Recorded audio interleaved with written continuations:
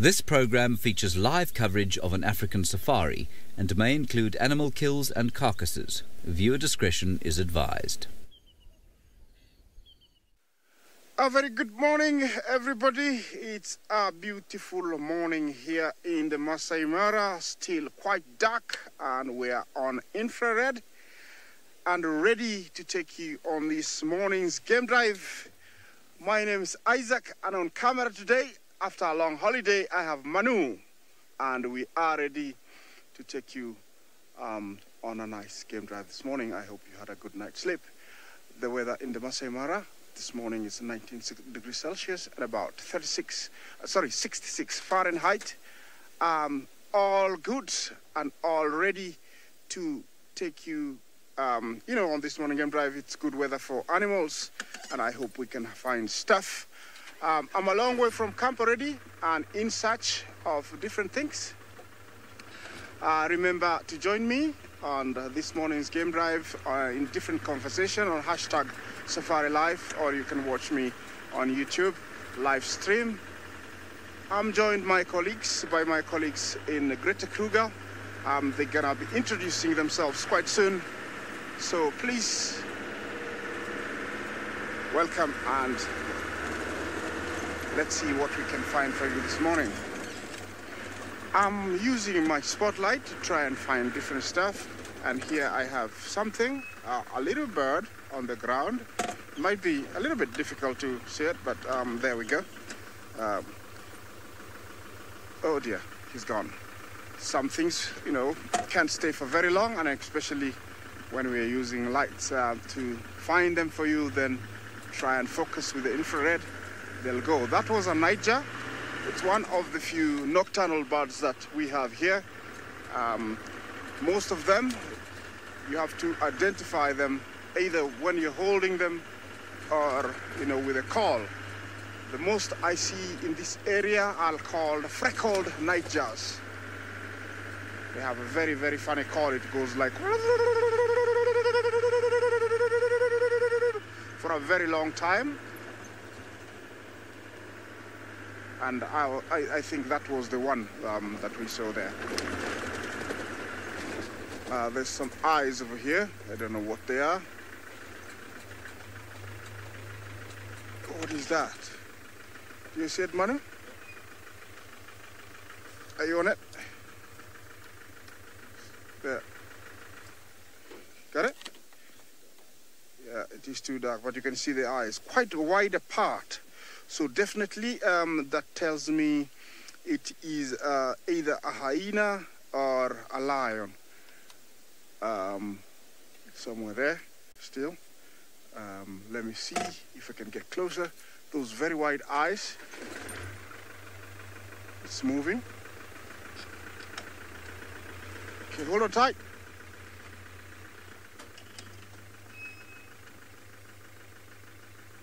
What is that?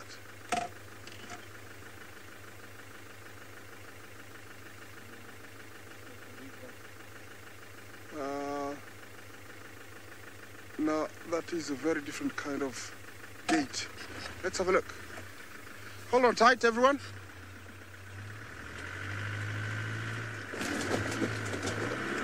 Oops. It has disappeared in the long grass. You can't see it anymore. And it's rather dark. Let me reverse back. Am I stuck? Looks like it.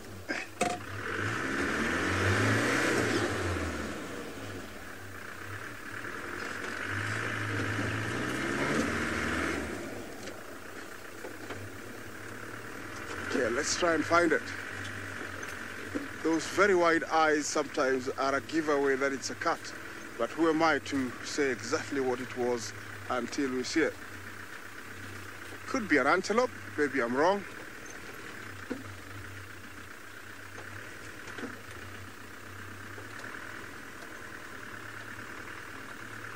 Could be a reedbuck, you never know what it is. But it has disappeared somewhere in the long grass here.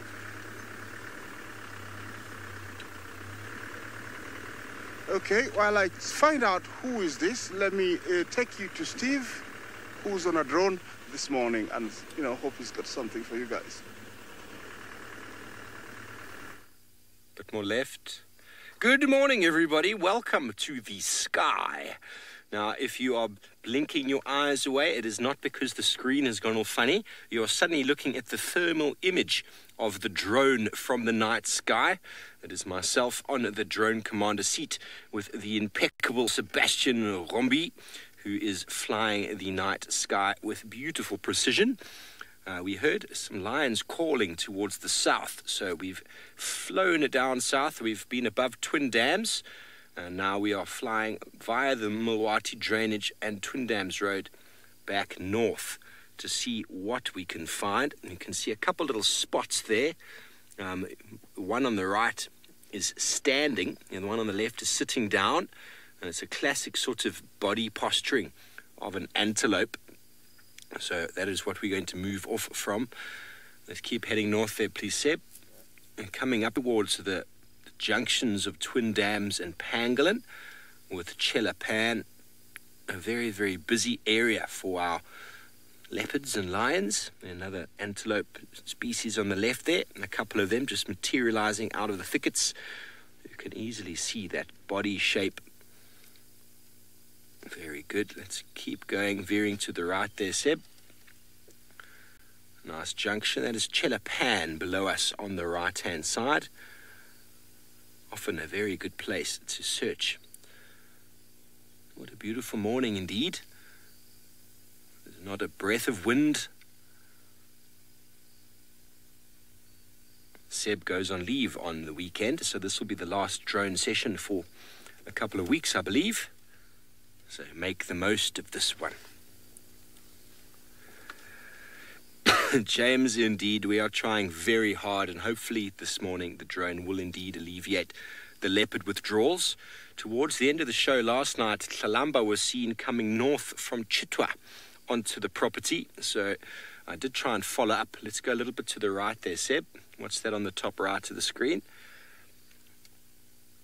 Hopefully we can manage to find her or the lions that were calling. You can see in the middle of the shot there's some form of hotspot there. Now the objective now is to stop above it and do a little bit of a turn, and that will give you the body shape. The body shape at the moment looks interesting. It's quite nice and long, but as you turn there you can see that it's suddenly got a set of horns on the top of the head. Yeah, so it looks like a nyala or an impala. So we'll move on from that one. Thanks, Seb. How's your batteries? 72. Still plenty of batteries. Cool. Let's turn right.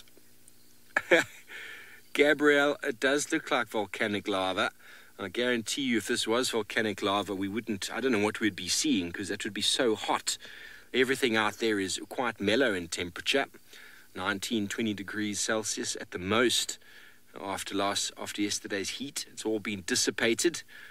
It's interesting how the vegetation actually holds some of these sort of the heat of the day. The ground itself does not hold it, just lets it off. Unless there is organic material on the ground, it just dissipates very, very quickly. That's why deserts are so cold. Even though the sun bakes them, you can see another group of antelope there in the middle of the screen. And they sort of materialize from underneath the bushes. Okay, well, we're going to keep going on along this pathway. Sydney is out this morning. He's the chase vehicle. He'll be called in if we see anything of interest. Let's go and say good morning to him and Senzo.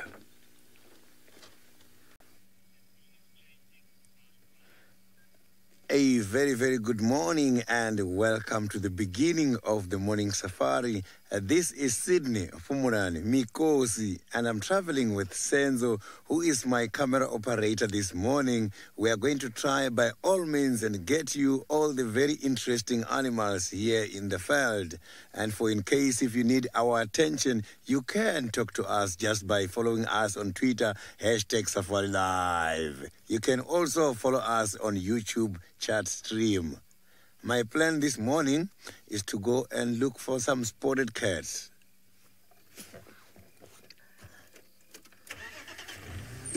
It's nice and cool this morning here. It's not cold at all, but it is warm a little bit.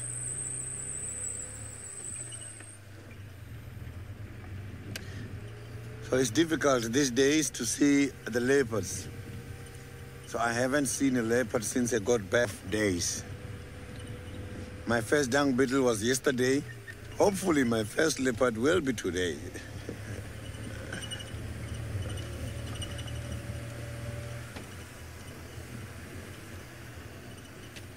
So I'm going to have my spotlight on as it is still dark at the moment here. And the spotlight does help a lot as it does pick up the reflection of the eyes on these animals from far. But I don't want to disturb those who has been very busy all night long, who are going to relax now. I will only be focusing on the animals that are going to be up and running.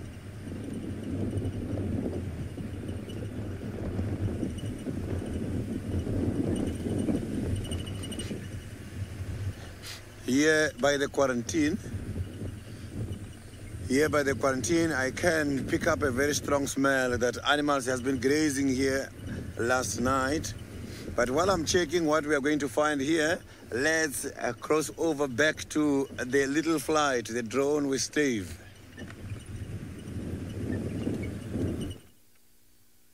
Welcome back to the sky. I'm just giving Seb some directions. We're going to turn now south. We're on the junction with Central and Drakensberg on the eastern side of Djuma. Lions, if they were calling, quite often when they're calling, they are also moving. And we know that our Nkuhuma pride likes to move through sort of the eastern side sometimes. Oh, there's a thickney shouting very close to our vehicle. So they're flying down this road.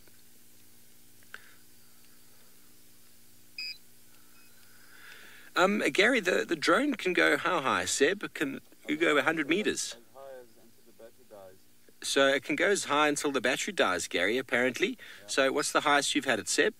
But by limitation, I can't go higher than 500 meters. So Seb said there's a limitation of 500 meters, Gary, which is pretty high. But generally, he's flying anywhere between 30 and sort of 60 meters at any given time. Tries to work on a sort of average height off the ground so that the spots on the ground are sort of a general sort of size. You'll see now the top middle of the picture, you can see there's an antelope that's sitting down. Now, if we were higher, that animal will look a lot smaller, of course. And so, obviously, we want to get a sort of standard height so we get used to viewing whatever animal there might be. But you can see the shape of that. It's tucked up, sitting on the ground with its head up. It looks like probably a waterbuck by the size. We start getting used to the sizes of kudus and nyalas versus deka, and generally the leopard type of size is a similar size to, let's go straight down there, Seb. That's Leadwood Road in front of you. Colombo is coming straight towards that sort of area. So we're going to do a little bit of a loop along Leadwood Road, and then we'll be needing to come back for batteries probably in the next few minutes. So generally 30 to 60 meters is the highest that Seb generally goes, but sometimes he needs to go a bit higher due to the fact that the signal gets a bit sticky with trees. So Seb, how far from you can you have the drone? A few kilometers? Like right now, it's 2 kilometers and 100 meters. 2 kilometers? Yeah, right now, yeah. So it's 2 kilometers away at the moment, and I'm not sure how far you've pushed it before, Seb. 2.8. 2.8 kilometers he's pushed it. So we need to turn right there, Sebi. That's the fire break coming up. So the thing is, Carol, really is it's got to do with signal. If Seb pushes it too far away, then the signal connecting to the controller that he's got will disappear, and the drone will actually just go into an automatic return to home function, which will bring it all the way back to here. He can intercept it along the way, but as soon as it loses that signal, the thing just turns around and comes skyrocketing back. So there, bottom of the picture, you'll notice there's some very small white spots. So while we try and navigate them, turning around and having a look, it seems like Isaac, not finding an antelope, has found himself a jackal. We had a jackal, and he has disappeared in the long grass somewhere here. It was the silverback jackal, one of the carnivore of the day. But there's nothing I can do. I'll just tell you that it was here and it has disappeared. Usually they pair for life. I was hoping to see the other pair, but it seems like, you know, he was in the grass, and so we didn't see the two. We just saw the one. It's very unfortunate because this time of day, when something disappears in the long grass, it's quite hard to, you know, see it again. So anyway, it's unfortunate about that. Let's continue on. I'm not giving up to show you some predators. My aim this morning is, you know, to go and find the sausages. It will be interesting to find them because yesterday there were very few cubs. There were only 5 cubs, and we know there are 10. And actually, the 5 missing were the youngest ones, and they were quite a distance from from where they were last seen. So it is actually a mission that is very interesting to see if they're all together. They're very new. Some, you know, the youngest one, actually, the 3-week-old, wasn't there, and the 1-month-old, 3 of them were not there. So for me, it is actually a critical mission to see if we'll find them, and if we find them, I think my day will be complete. Otherwise, if I don't find them, it will be full of questions. And it's my, you know,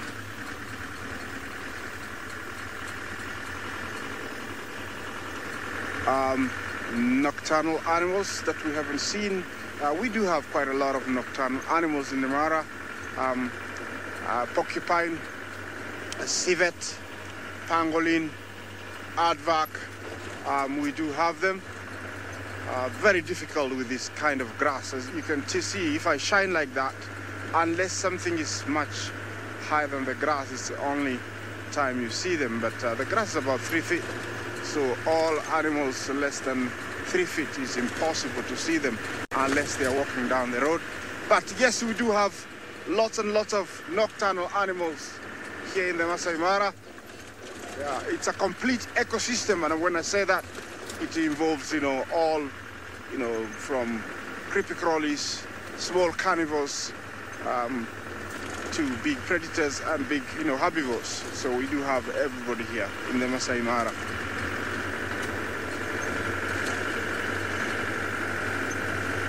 And sometimes, you know, we tend to forget those nocturnal animals. And the main reason is we are not allowed to do game drives at night here. We have special authority to use a spotlight and also to game drive, but we're only allowed to drive off-road this time of day when you see the big, you know, the exciting big cuts. That's the only, or the big 5, that's the only time that we can drive off-road. Otherwise, yes, we do have the nocturnal animals, and I'm hoping maybe to find something for you.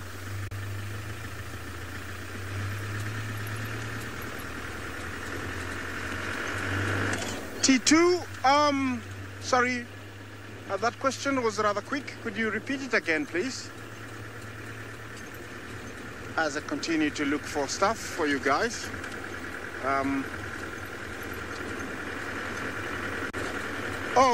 Are the drones allowed in the Mara? No.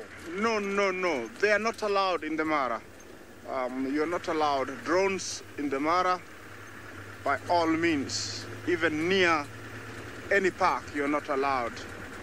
And for many reasons, I think it is good because we have some endangered species of animals, and we think poachers or people who hunt them sometimes use drones. What is that? Can you get there, Mano? You see it? What is that? Is that a bird? You see it there? The eyes? I don't know what it is.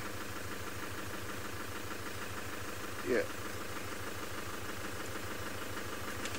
Okay, as I continue on, let me take you to Sydney, my colleague in Juma, see what he's got for you this morning.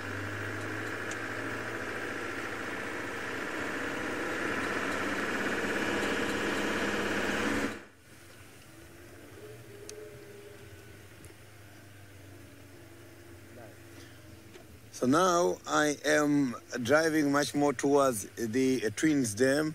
Oh, there is a scrub here. Right here in front of me, at least, you can see the scrub hair right in front of the car there. Oh, that scrub hair is right here. Look at that. So the thing is, I had to switch my headlights off because these scrub hairs, the headlights can easily, blind them.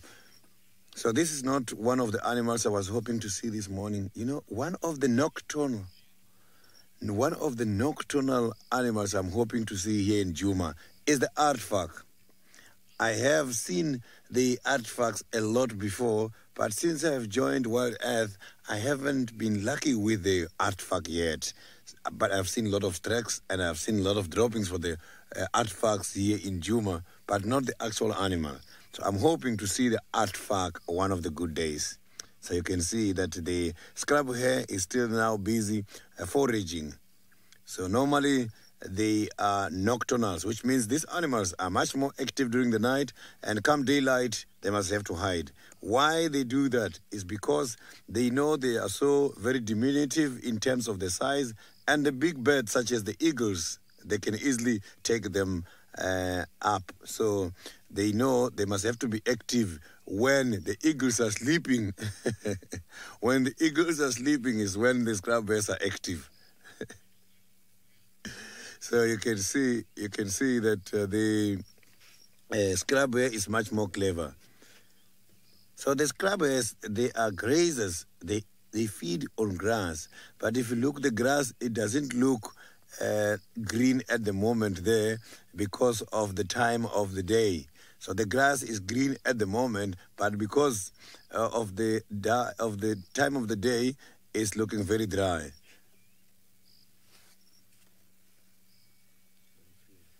So if you can look at the grass on Flea, it's like the scrub hare is eating the bright grass.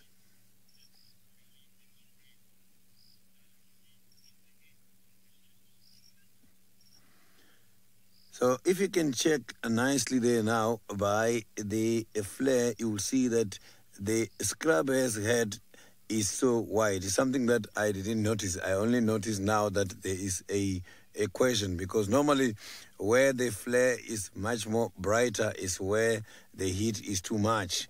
So here now I can see that the head looks much more cooler on this scrub hare. And if you look there by the neck, it looks much more brighter than the head. That is true.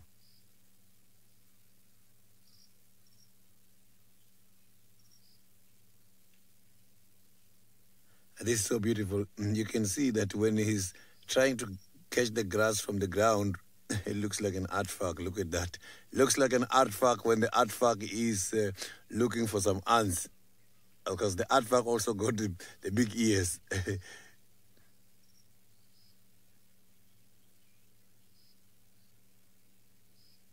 So the scrub hares are very full animals, and with their trellisons ears, they look very beautiful.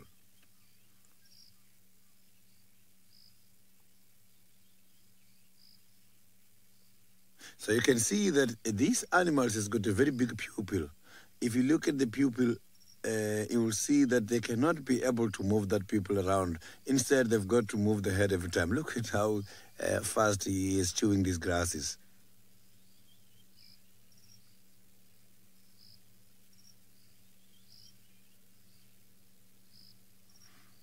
So the ears are swiveling all the time.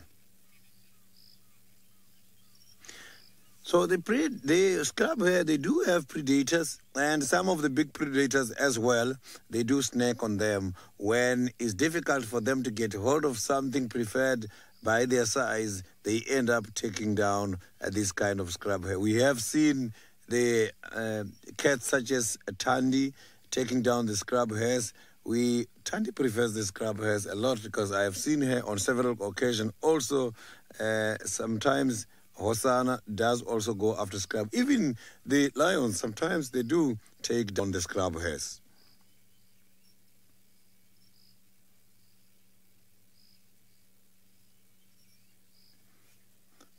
So the body is covered with quite a lot of densely populated hairs, So when it's caught by a big predator,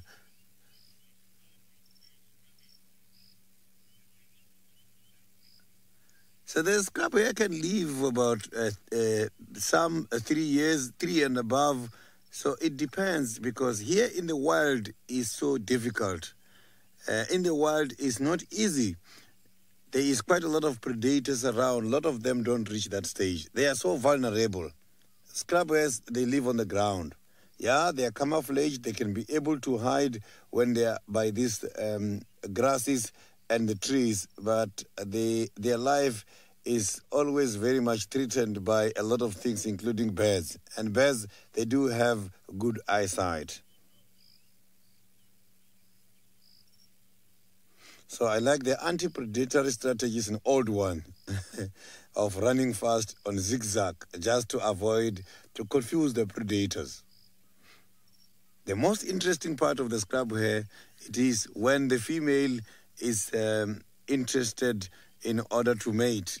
She does invite all the males to come and compete for her, and here they are going to fight. You will see them boxing each other and kicking each other, and the females will be sitting there deciding the males of their own choices. That is amazing.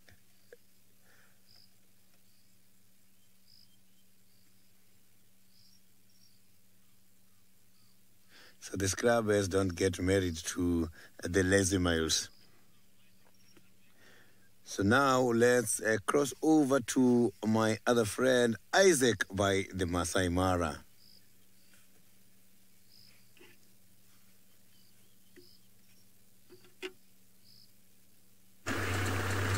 Okay, welcome back, everybody. And yeah, it's very interesting to hear about the scrub hare. We do get them here, and yeah, very much the same as in Duma. They only come out at night, and the main reason is they have lots of predators, and they are an easy meal to very many predators. Well, already I'm in Sausage Kingdom, and I stopped somewhere by the road there to see if I could find some trucks, because we eventually, after the show, went and found they were eating an old carcass that they had made yesterday morning, and for sure they would not stay there, because this is very close to the ranger's post, so definitely they would have moved, and not, being in company of all the cubs, they would have gone to find the other cubs. So I stopped somewhere to see if I could find some trucks, and to help me find out maybe which direction they headed.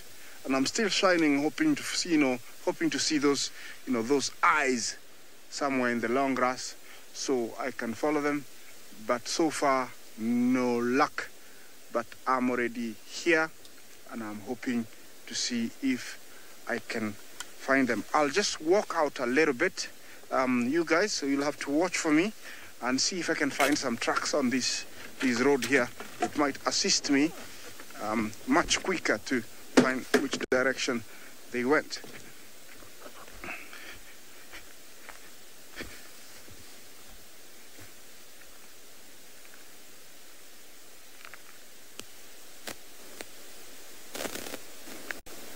Yeah, there's nothing much in this case, so come this way.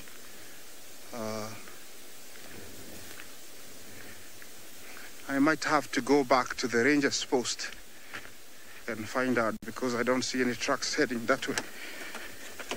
Yes, there is nothing much over there, so it tells me that maybe they didn't come this way, because I was hoping they would follow the road. They're usually very good in following roads to, make their walk much easier. So I'm gonna have to go to walk towards the ranger's post, because maybe they must be still there. They're waiting to hear the noises, then they might start moving. But I'm already here, and I'm hoping to find them for you guys before sunrise. If not, we'll find them after sunrise. It will be nice to see what happens, or what happened. You can tell that it's still quite dark over here. I can't see even more than 50 meters, but it's looking beautiful. It's going to be a lovely morning. The ranger's post is off to my left here, and that's where they were eating an old carcass. Anything is possible in mornings like this. You know, you might be driving and find something much more interesting like a rhino or even a leopard. So apart from lion, there might be something else.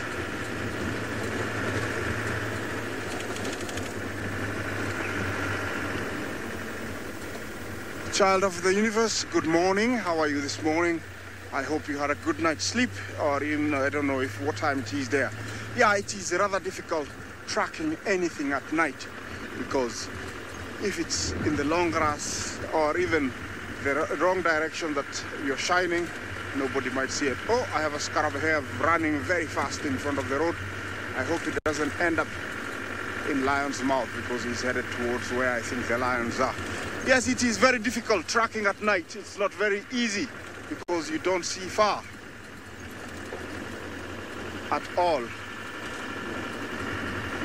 And you only, using the spotlight, so you're only looking where the spotlight is shining, and you might miss the other side. And everybody in the car also is following the spotlight, because it's the only one. We cannot use more than two.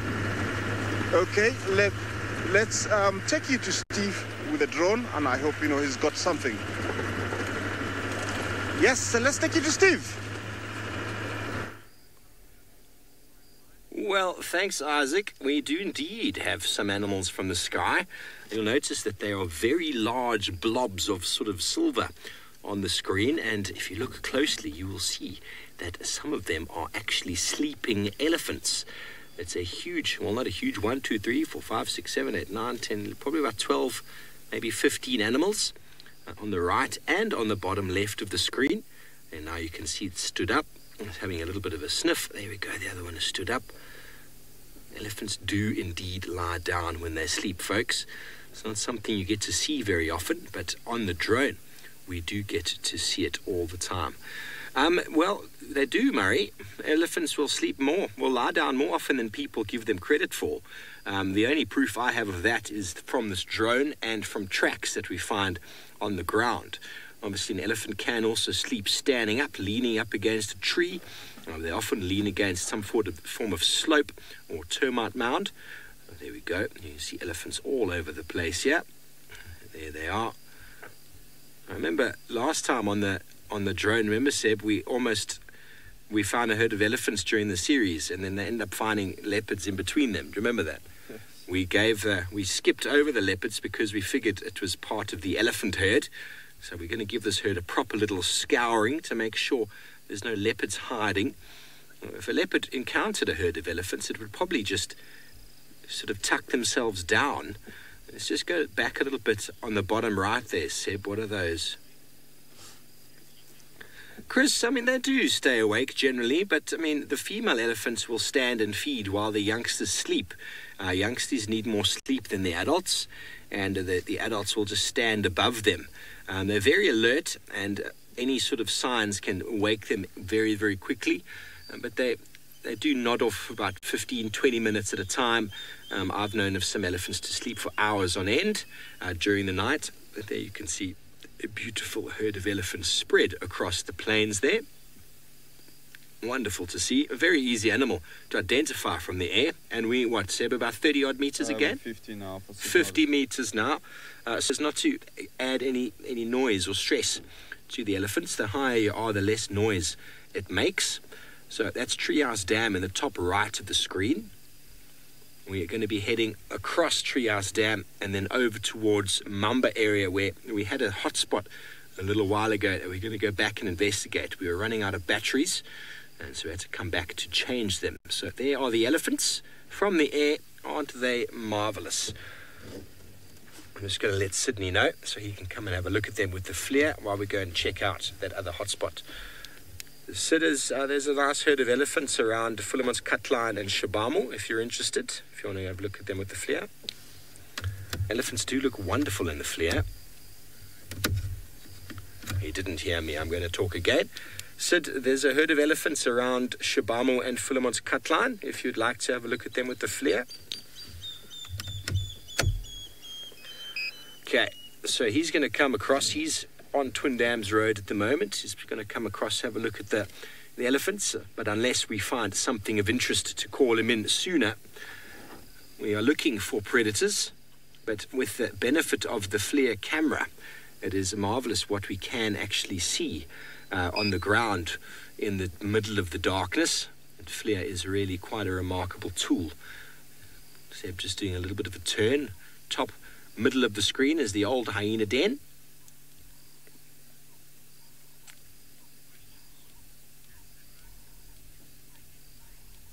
So, I don't think we've actually seen a kill taking place yet. Seb, have you?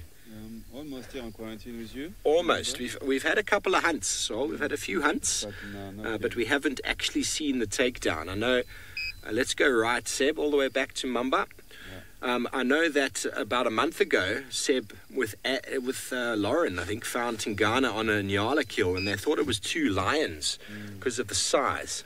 Let's go more right, because of the size, and the Nyala was so freshly killed that it almost looked like another large animal. More right, Seb. Looked like another animal. So the Nyala, when it was killed, is obviously still very warm. It takes a while for it to get to room temperature. So it was interesting. They thought that possibly there were a couple of lions. Wouldn't that be cool? But we have seen lions hunting a few times. Yeah, straight on that line, Seb's perfect. We have seen lions hunting a few times, and this is a great tool to watch animals moving, such as leopards, lions, wild dog as well. Okay, well, we're going to carry on over towards the Mamba area to see if we can follow up on that hotspot. In the meantime, let's go back down onto the ground with Sydney.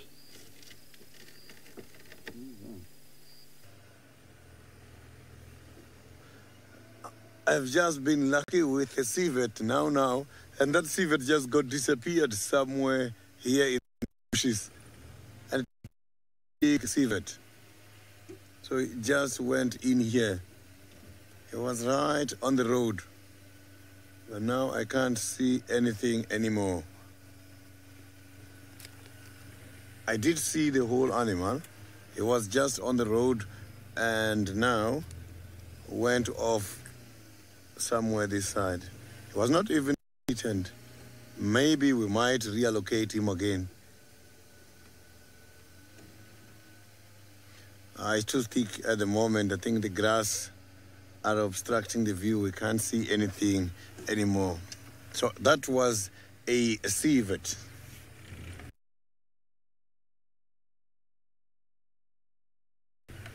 So the civet must be enjoying a lot of shongololos, the millipedes by this time, as there is quite a lot in the reserve.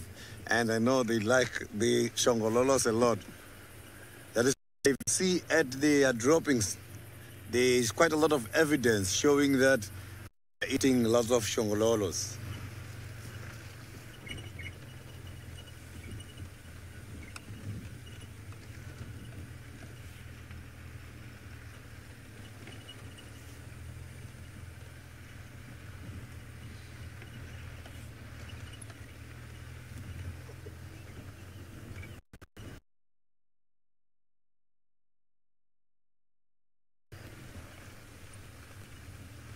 So the civets are those animals that we normally see them during the night drives, but because now it's still during the dark, it's when they are heading back to their hiding places. So civets are also territorial. They are territorial. They do use some scent glands in order to demarcate their territories.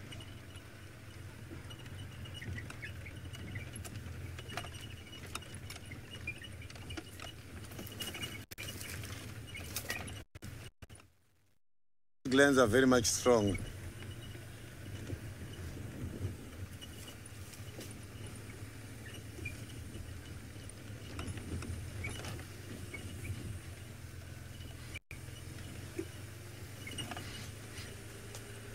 We can smell some elephants here in this area where we are, and the scent is so very much strong. So it's showing that the elephants has been here. And those ones, I know, they won't be happy with my spotlight. So the elephants, they will have a problem with my spotlight. That one I can guarantee you. So if I accidentally shine a spotlight on them, they will retaliate. So I just got to be guided by this sense of smell. When the smell is getting stronger and stronger, I must switch off the spotlight. As I don't want to disturb the elephant, especially now when it's still during the dark. As if it's ahead, I won't be able to see those who are very close to the car.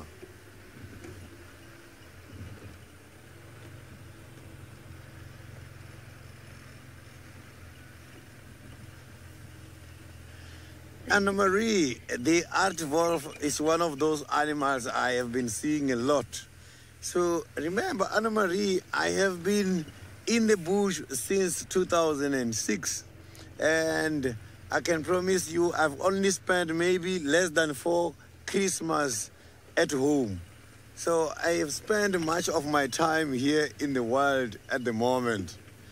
So the art wolf is one of the animals I used to see by the big openings while I was still working by the reserve called Mabula Game Reserve, which is near Bella Bella, before I joined the South African National Parks. Even there, by the South African National Parks in Marakele, I used to see the art wolves a lot with their sloping backs. They are very beautiful animals. So art wolves and artfox are even to see them during the daytime. I used to do walks and walk the artfox during the day. So when I'm doing the afternoon walks, I used to see the artfox, especially in winter, because in winter the artfox, they have to come and forage when the food is very much scarce. Remember, artfox and these art wolves are mimicophagy, meaning they only concentrate on a very special diet. So because of feeding on ants and termites, who does go for hiding during the winter season, they must have to forage even during the day. 11 o'clock, you can see the artfox in winter, if you are very lucky. 3 o'clock, you will see the artfox starting to forage during the day.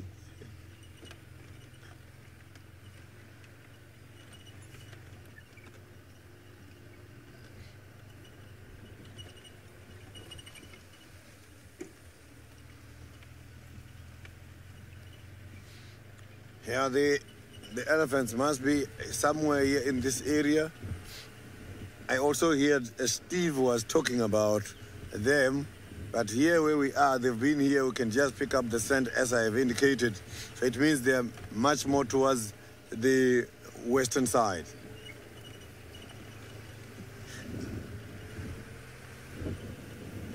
So the weather I can see is changing, and there's a prediction that it might rain today, tomorrow, and after tomorrow.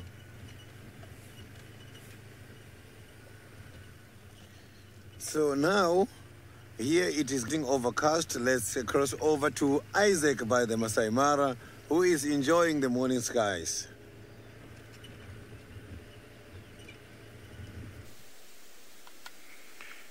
Okay, welcome back to the Masai Mara, and it's starting to get light, and we're in search of everything, but high on priority is our cats. That is the view that I have at the moment. The big tree to the left over there is Abalonites aegyptica, or desert date. I don't know why they call it Abalonites aegyptica. Maybe it appeared in Egypt.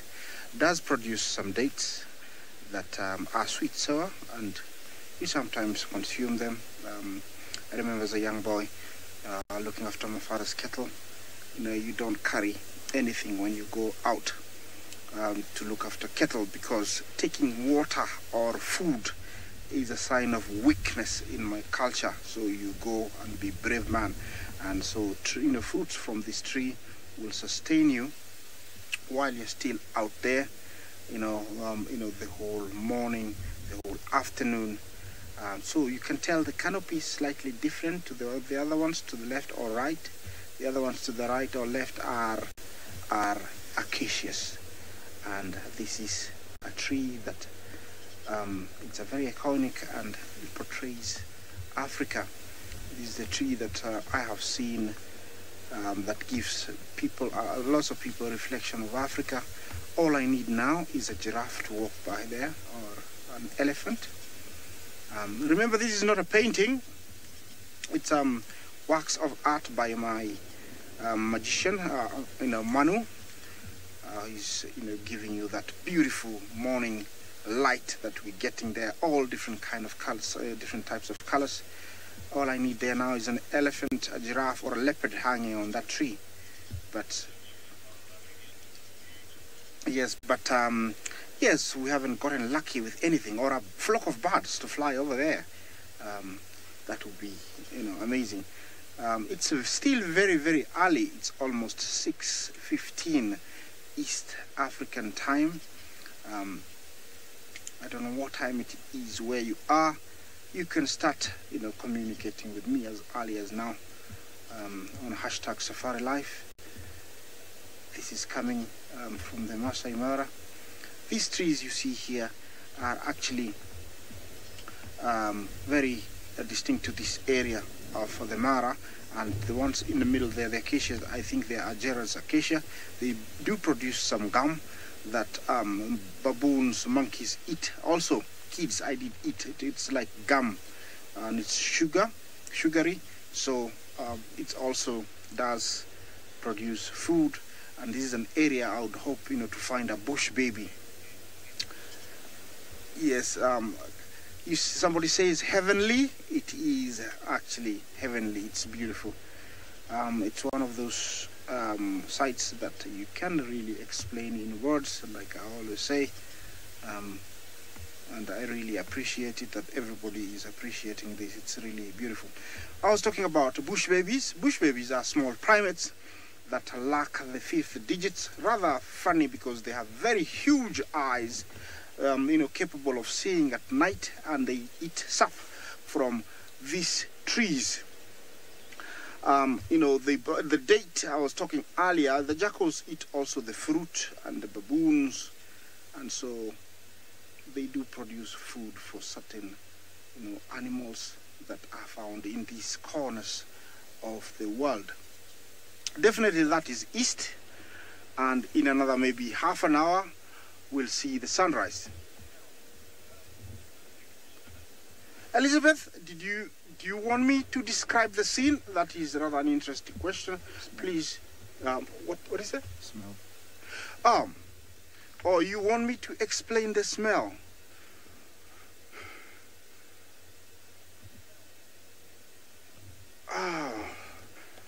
The smell right now, actually, I'll tell you.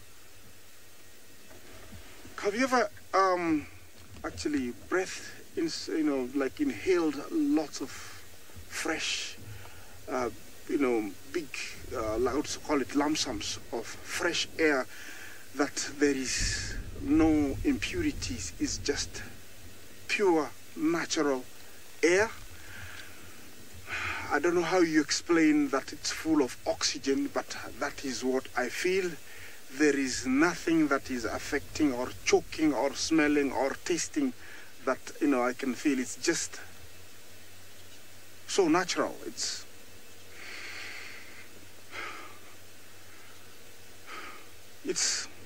Elizabeth, it's hard to explain, but it's so fresh. Remember, this is a place where there's no other vehicle apart from mine, and it's off now, so it's not producing any diesel. I am facing east, and the wind is blowing from there. And in between me and maybe another 100 miles, it is, like maybe 100 miles, from where I are, there's nothing, it's just trees, and I can imagine all the oxygen that they've released in the night is all I smell. It's very fresh, Elizabeth, very, very fresh. I wish you were here. Maybe you tell me what you think, but it's amazing. That's the words actually, I think I would give it. Unbelievable. All right. I think it's time to change some positions. Remember, we're still on infrared, and we have started our mission maybe an hour ago. I hope, we can find you something.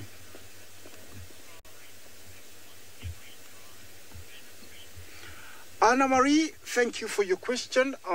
Quite interesting. I don't know how you picked up that. Yes, but we do have security every time we are on a drive. Also, they do monitor what we do. So if we break the rules, they can pass the information over to the concerned. But mainly it's for our security. We sometimes are out here for very long hours, very early in the morning sometimes, so we need security, so we always have security with us. Beautiful, look at that. The birds are starting to wake up, and I can hear a few. Maybe for 5 minutes I'll just go quiet. Sorry, not 5 minutes, 5 seconds. 5 minutes is too long. So maybe you might hear a bird or two.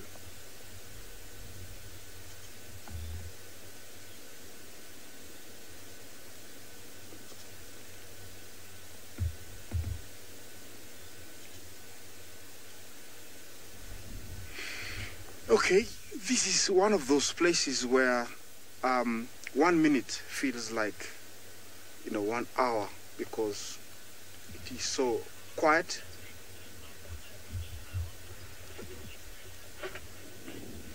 Okay, while I move on, let me take you to Sydney and see what he's up to.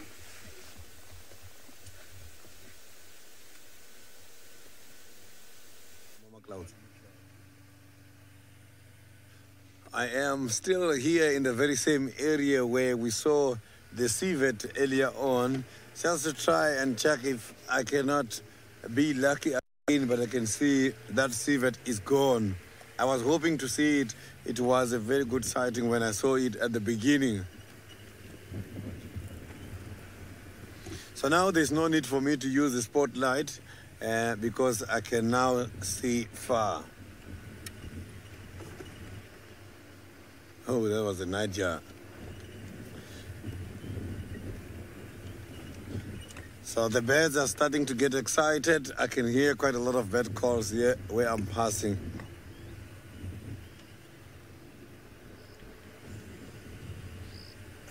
Yeah, this is a very strong scent. Here I might find the beetles. Let me check here. It shows scent over here. There's a very strong smell of the fresh droppings. The dung beetles are arriving. I will show you now. Let me just... Dung beetles are also arriving here. This is the maiden. Look at that. You can see all these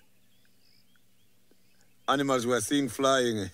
This is now during their arrival. So they've got something at least to eat this morning. Look at that. It's quite a lot of them. I can even hear their noise. Listen to that.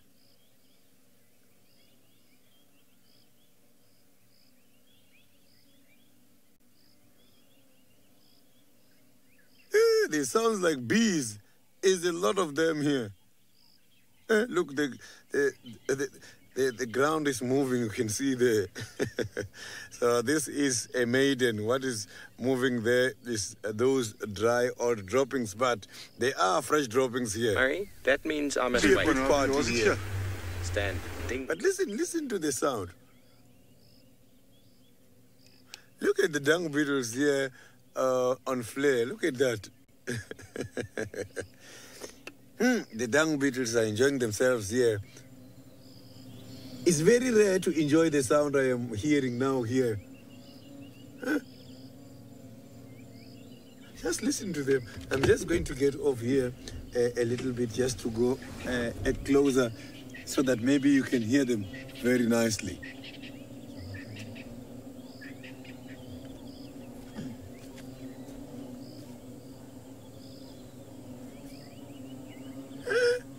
I'm just surrounded by these dung beetles here, all arriving at the same time. I told you here there's a very strong smell.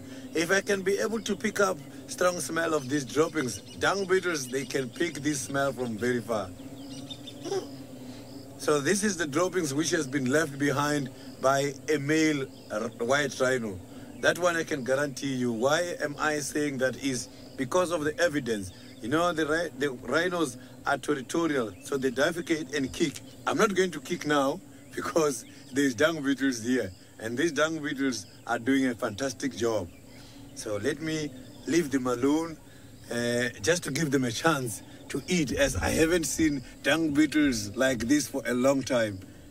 I'm so happy today because I saw these dung beetles, and it is not just one. It's quite a lot of them there.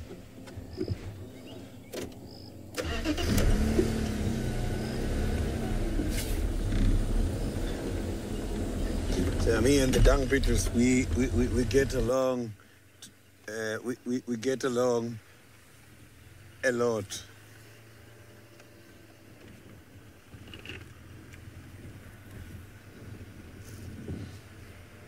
It was smelling very nice there.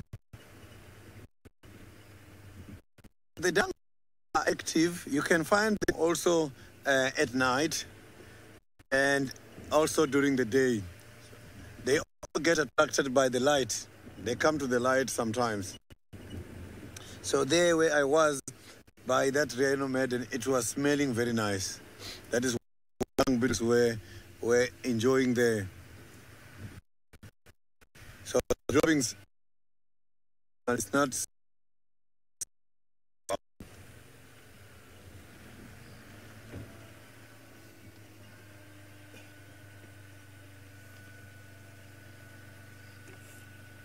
I'm just trying to check if we can pick up. So now let's quickly go back to Steve, who is now looking for something.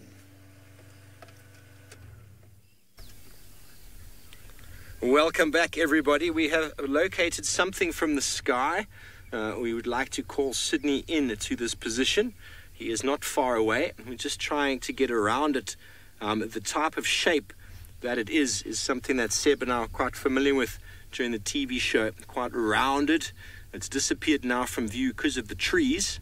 I'm just trying to relocate it again now.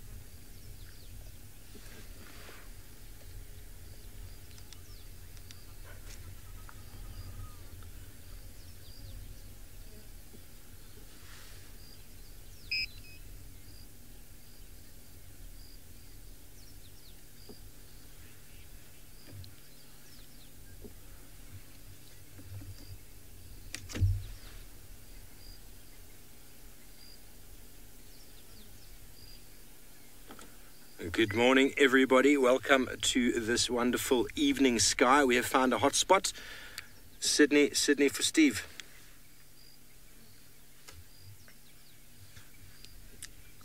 Sitters, will you please make your way to Mamba Loop? Which Mamba Loop? I've just arrived here at the junction. Copied. Please come up onto Mamba then, and then turn onto Mamba Loop and go around towards that big Tambuti tree. Okay, copy that. Is that we can turn Mamba Loop? Sid, we've got a hot spot here, not far from the road. We're going to see if we can get you in. It looks quite round. It's not moving. Seems to be lying down. It potentially could be a leopard. Order to the big Tambuti.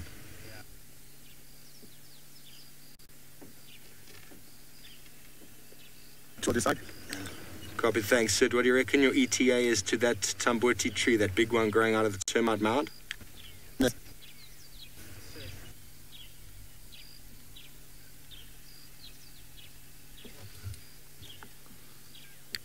Okay, copied. This is very exciting. This is something we haven't seen for some time, so it'd be nice to see if you can find out what it is with your wonderful camera down there.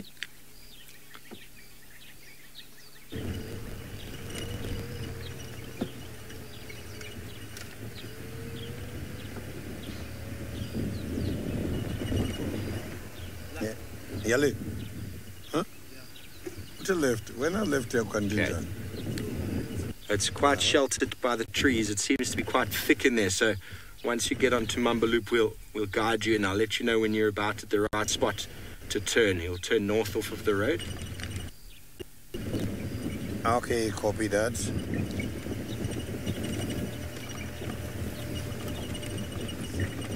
Huh? Is that the road there, You Seb? push It in looks the like road, it, no, eh? Seven. Yeah, just stop right there for me. Turn to the left. Left. Other way is left.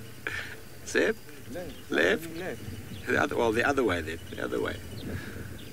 It's a little bit different in the sky. I do apologize. Copy that.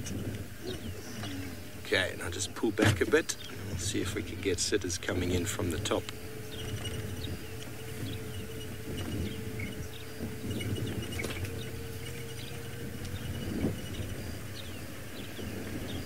He should be right in front of us. I don't see him.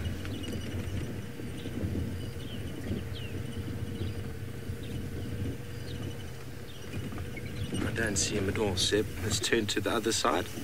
Or just pull all the way back. I think he's underneath us. Okay. Yeah, Steve coming. Standing by. I'm here now by that big Tamoti. Okay, just stand by there. We're just trying to get your visual from the drone.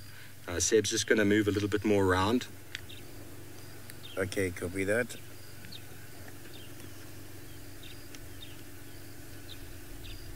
There we go. Now Sid, go north directly from where you are. I just confirm following the road or off-roading. Yeah, you can go straight off road there, please. Okay, copy that. Yeah, just go straight off road and then north, and we'll keep you posted on a clock angle. 12 o'clock where you're headed right now. Probably about 60 meters. Okay, copy that. So can you turn a little bit to the left or right so we can see that spot again? To the right. Whichever way works, eh? Okay. It's nothing very thick here. Bit more to your 10 o'clock, Sid.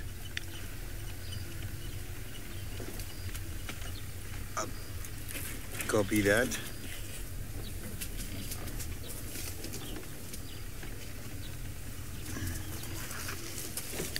Okay, we're just trying to move the drone around to get you as well as this hot spot, but you're on the right angle, probably another 40 meters. Okay, copy that. I am heading up now. Copied, yeah. You seem to be on the right line. If you just go a little bit more to your 10 o'clock, we're just trying to get that spot again. I copy that. What's the vegetation look like there? Is it quite thick? A negative, the vegetation is perfect. It's much more open here where I am coming now. Okay, copied. So just stand by there 1 second. We're just going to try relocate this spot, but it was off to your 10 o'clock. See if you can scan for a moment. We're just going to do a little 360 here. You're more than welcome. Thank you.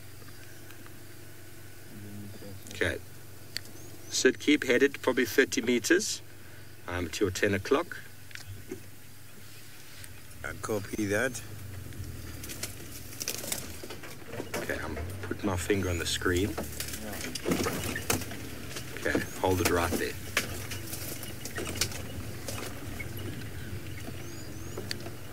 $10 o'clock, a little bit more.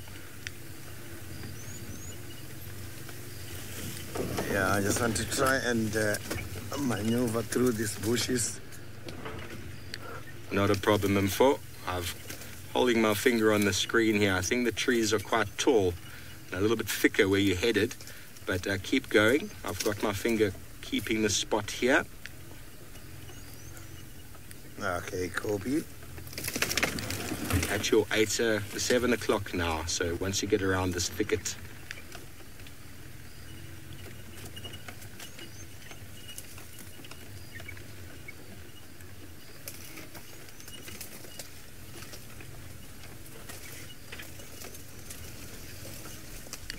Confirm the vegetation's got a lot thicker there, Sid. Now it's much more open. It's not that bad. It's drivable. Cobbage, you need to turn around. You know, it's at your 6 o'clock. You've gone the complete wrong side.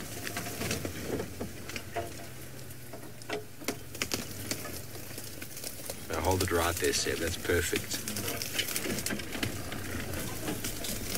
The sitters, you need to turn. You need to turn. You're going the wrong way.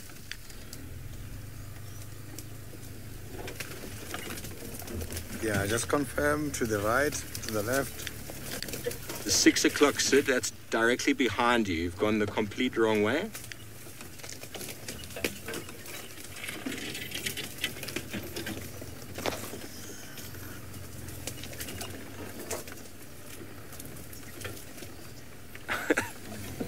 Yeah, Steve coming. The sit, you're going the wrong way. You needed to turn around a few moments ago when I asked you to turn around.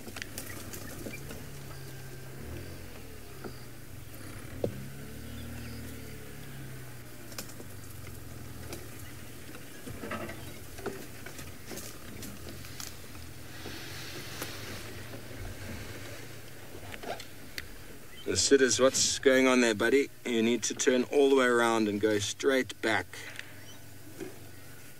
Okay, copy that.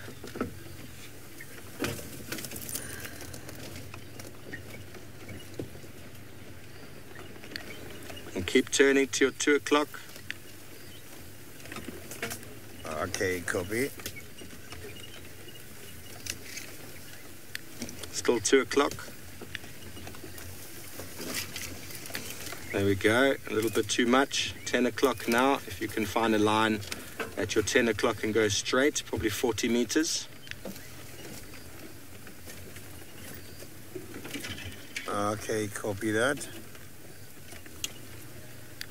A bit more to your 10, a bit more to 10.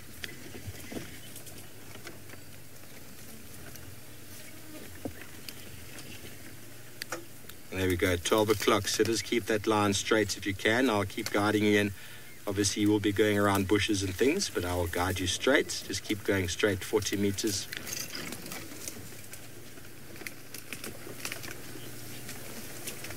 And you go a bit left there. Yeah.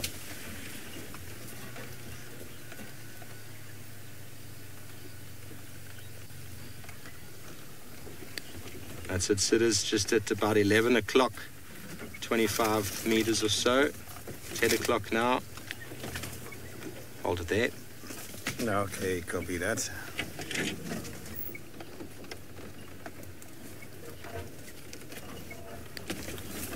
$9.30. Turn a little bit more to the 9.30.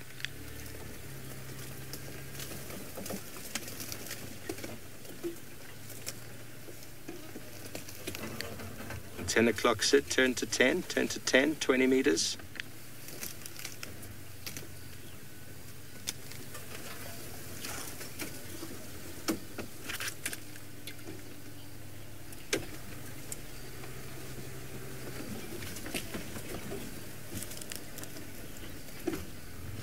Still 10 o'clock. Keep turning. The animal's probably 15 meters at your 10 o'clock now.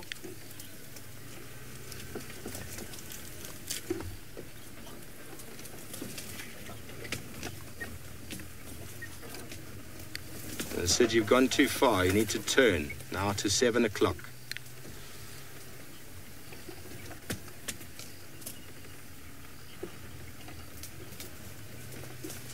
Turn, sitters, please turn to the left. Turn, turn, turn.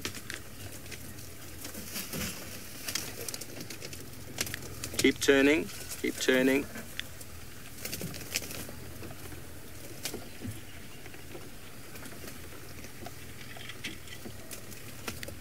Keep turning, 10 o'clock, 8 to 10 meters at your 10 o'clock.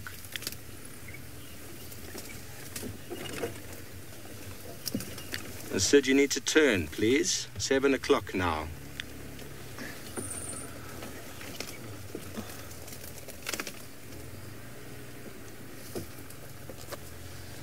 "15 meters at your 10 o'clock. The animal is there, 10 o'clock.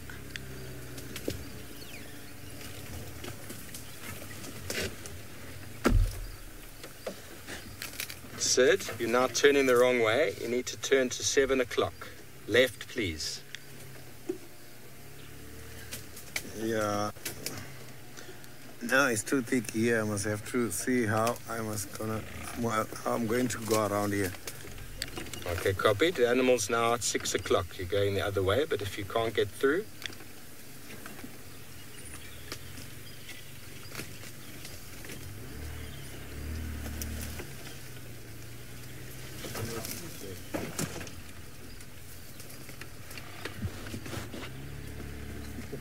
You can go on it, too.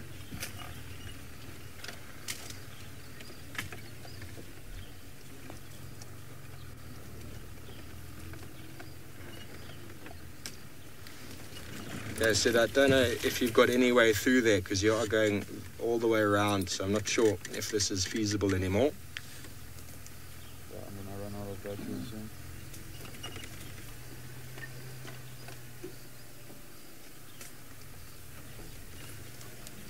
And 10 o'clock, 60 meters. Hold it right there, Sid. Yeah.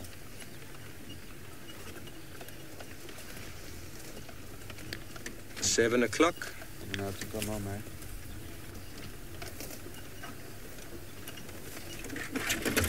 Okay, Sid, we are running out of batteries. We are going to have to bug out. I'm going to have to leave this one for now. Thanks very much for your input. So I don't want like literally a minute, but I can't Okay, have a copy minute. that.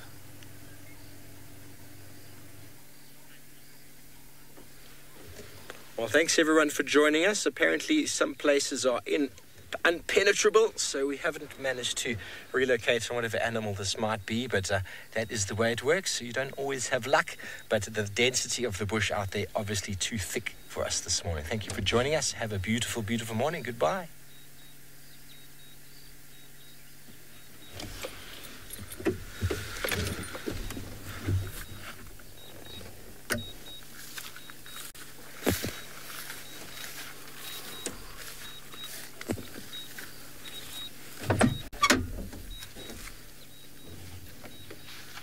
You like? How old is you like?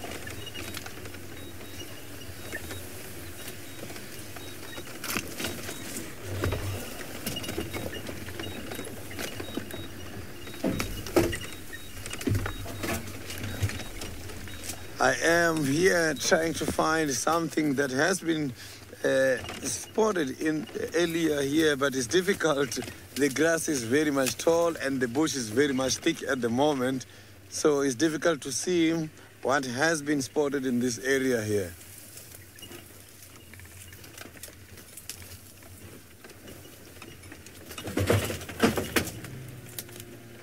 Oh, there's some of the tree branches here.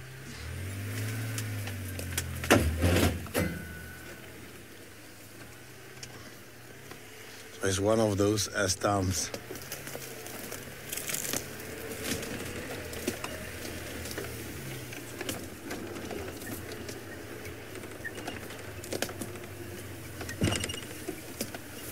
It's not easy to spot an animal here where I am because the grass is very, very much tall. Oh, now we got into the artifact hole.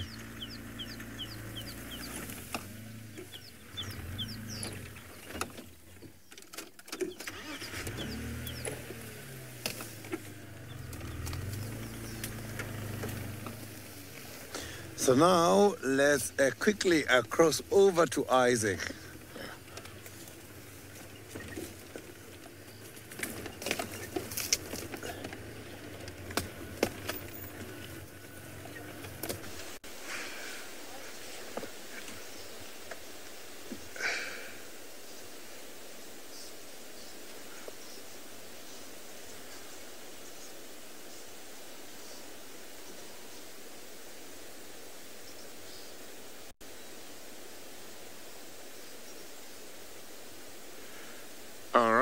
So welcome back, and here we have Cape Buffalo, a very big herd of bachelor group, and these guys are members of a big herd called a breeding herd, but they have broken away.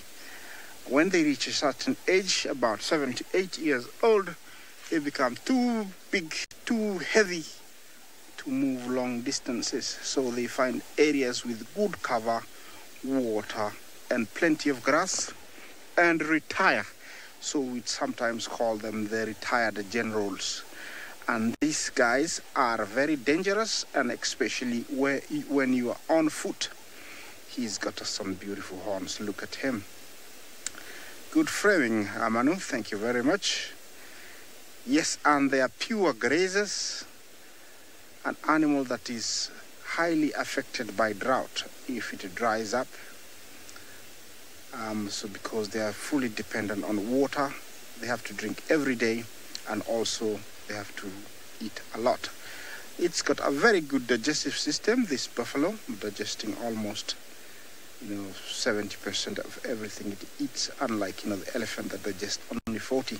So they do very, very well. Their senses are all very good, and they over here we see big herds of up to 500. Over here I have maybe around 25 bulls, and they're all wondering, why am I here this early? And I'm sure they are discussing, why is he here? Is he the same guy we've been seeing the other day? Oh, look at that one in the middle there. Do you see him, Manu? There. Yeah, they're all. He's got a beautiful rack. Look at him. That is, that's a good set of horns. Yeah, those horns are made up of small hairs, like in our fingers, called keratin. And these guys, get very, very big hair. Mainly, it is for observing that impact when they fight, that middle part. Yeah, it's called the boss, we call it. I see lots of oxpeckers on top of these guys, so they seems to be very dirty. They have lots of ticks, and the oxpeckers are here mainly to clean them. Lisa, thank you for your questions. Good morning to you, Lisa. They live around 18 to around 26 years. Lots of oxpeckers. See them, those birds, the oxpeckers? They are the birds. They are very much, like our cows. So, they live almost the same age, and always very inquisitive. They'll stop and stare at you as much as possible and as long as they can.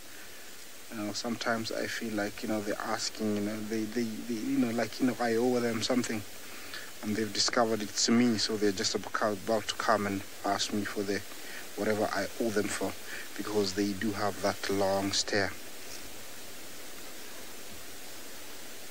Well, if you come across one, it's much more dangerous. It's better that, you see many like this. One will, sometimes charge you immediately. Yeah, the backdrop there you see, it's the Olololo, Syria escarpment. Olololo in Maasai means something that zigzags or bends.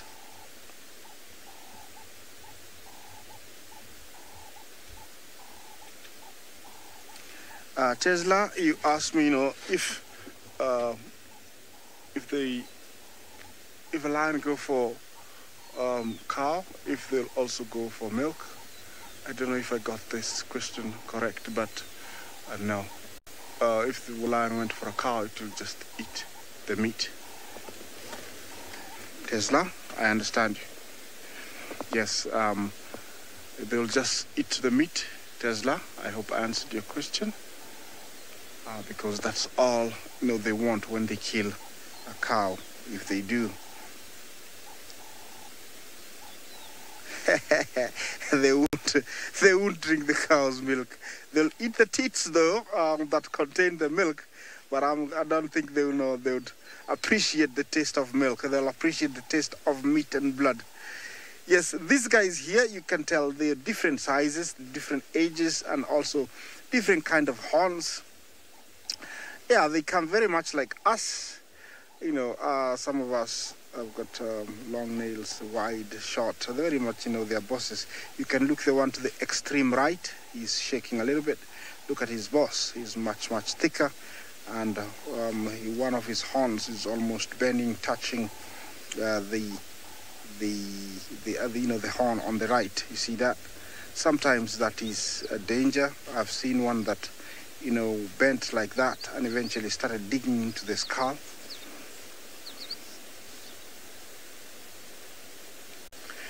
Yeah, thank you for that question, and also for noticing. I don't know who asked the question, but you know, you're asking why are they lightly colored around the eyes.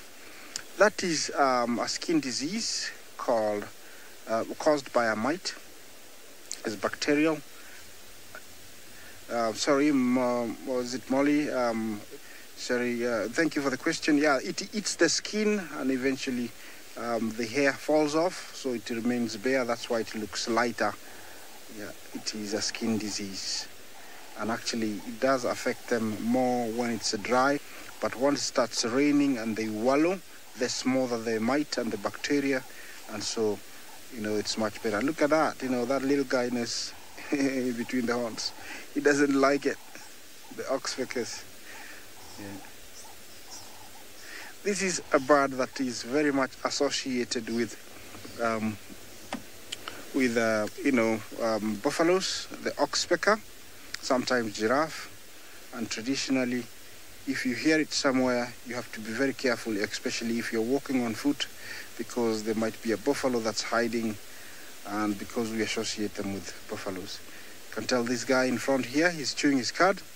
They are ruminants, very much like our cows. They have 4-chambered stomachs, and so after filling, Paula, you ask if they would get, you know, mad cow disease. Of course they would if it reached here, but we are lucky. It's quite far away, so they've never gotten that kind of disease. And I don't know if they get aggressive when they get mad cow disease, because I wouldn't want to be close to a buffalo that gets that kind of disease if they get mad, because this is a very dangerous animal, very unpredictable. Look at that guy, he's going inside the nose. Do you see that, Manu, to the right there? Yeah. I wonder what the buffalo mucus tastes like. Yeah.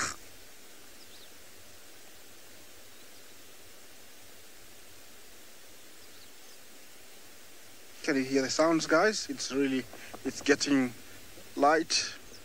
It's gonna be sunrise soon. It's all beautiful here. Hope you're having the same. Yeah, it is sunrise, so I'm just gonna turn and share the sunrise with you. Just excuse me to just yes. I think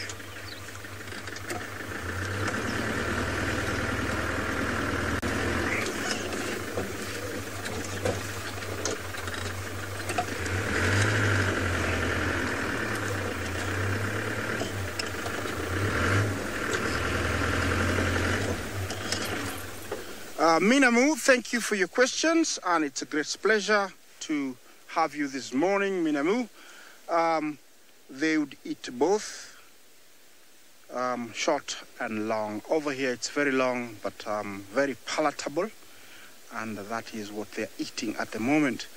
And a big percentage of the grass we get here is called a red oat grass, or Thamida triandra. Highly nutritious when it's dry or when it's green. It's a member of the oat, like, you know, wheat and barley. It's a member of that grass, and it's in plentiful over here.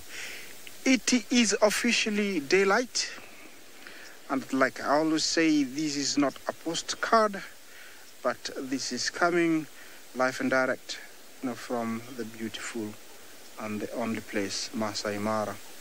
That is where, you know, we are broadcasting this from. I'll just go quiet. And while I go quiet for like 5 seconds, I'll take you to Steve to give us an update.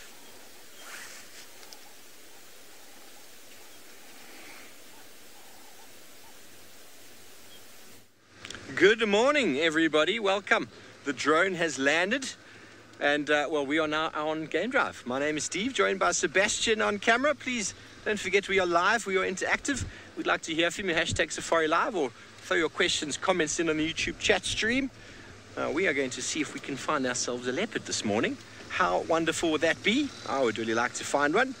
As James said a little bit earlier, we haven't seen a leopard in a few days.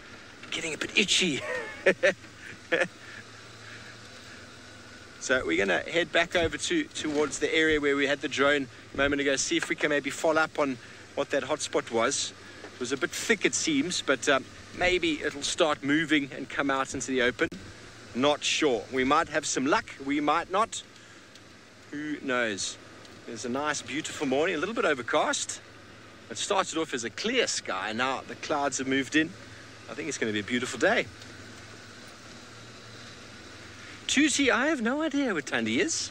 No idea. We haven't seen her. Sure. How long's it been, Seb? I haven't seen her since I moved back from leave. Apparently, yeah, she was mating with Tingana about a month ago. And I think the last time she was seen was about 3 weeks ago. So I'm not sure where she is. She's probably enjoying some quiet time on Torchwood. Torchwood hasn't been that busy. There have been many landowners around, and we don't get onto Torchwood as much as we'd like to, purely because of some signal issues in sort of the western parts there. So it's possible that she's just hanging around in Torchwood, been in a couple of kills, and we just haven't found her. But that is the way it works. They do just disappear for some time, and then out of nowhere, there they are again, in front of you.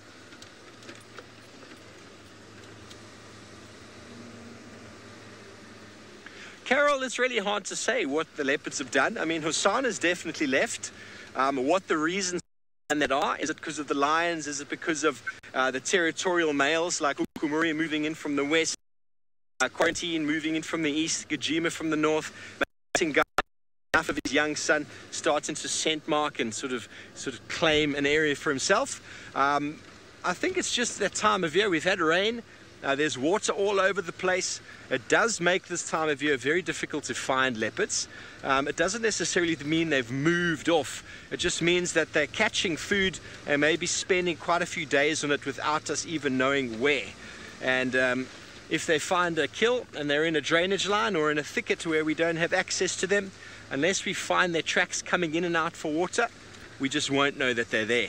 And because of the rain, the ground is also quite difficult for tracking in many places, because the ground is quite hard and you need to be an absolute expert to be able to find where these animals have moved. But this happens every time this time of year. The leopards get a little bit scarce. It doesn't necessarily mean they've left. It just means we can't find them. That's all. Maybe they're waiting for Tristan, the leopard whisperer, to come back. That's probably the case.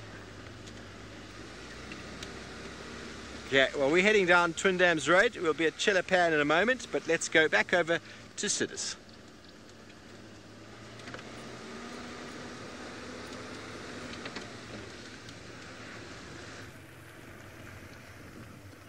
I am now on the Gary Main, and my plan is to go down towards the Triple M and see if we cannot be lucky with any of the big cats there, as the Unkuhumas were there a few days ago. Maybe they're still in the same area, because also that mating pair was in the very same area. So I'm going to be concentrating much more that side, as this side of the park around the cheetah cat line is very much quiet.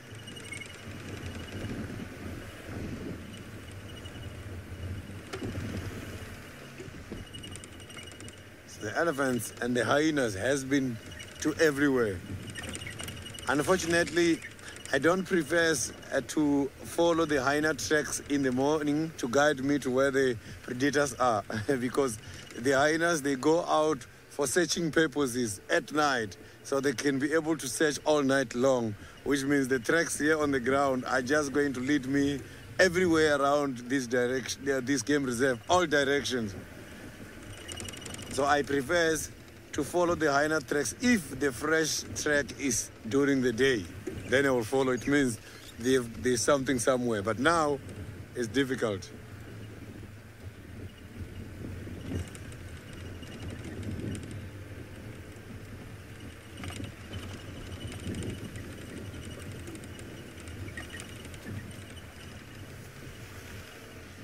There are no leopard tracks here on the ground.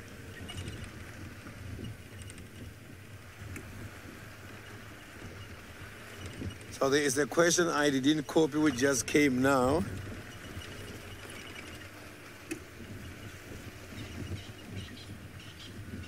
So you can hear the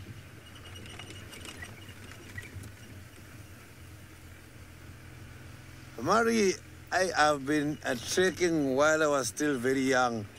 I come from the deep rural areas where we were also surviving on some of this hunting, but not hunting of the big animals, hunting of the scrub hares and some of the duikers and the other small species, small antelopes. So we used to go early in the morning, about 3, 4 is when we were going out in order to find something to eat for the afternoon and for the evenings. And we used to do traps and everything, but then to me, all this changed into conservation purposes. And now, not much of this is happening anymore. So I was maybe about 6, 7 years, I was already doing some trekking.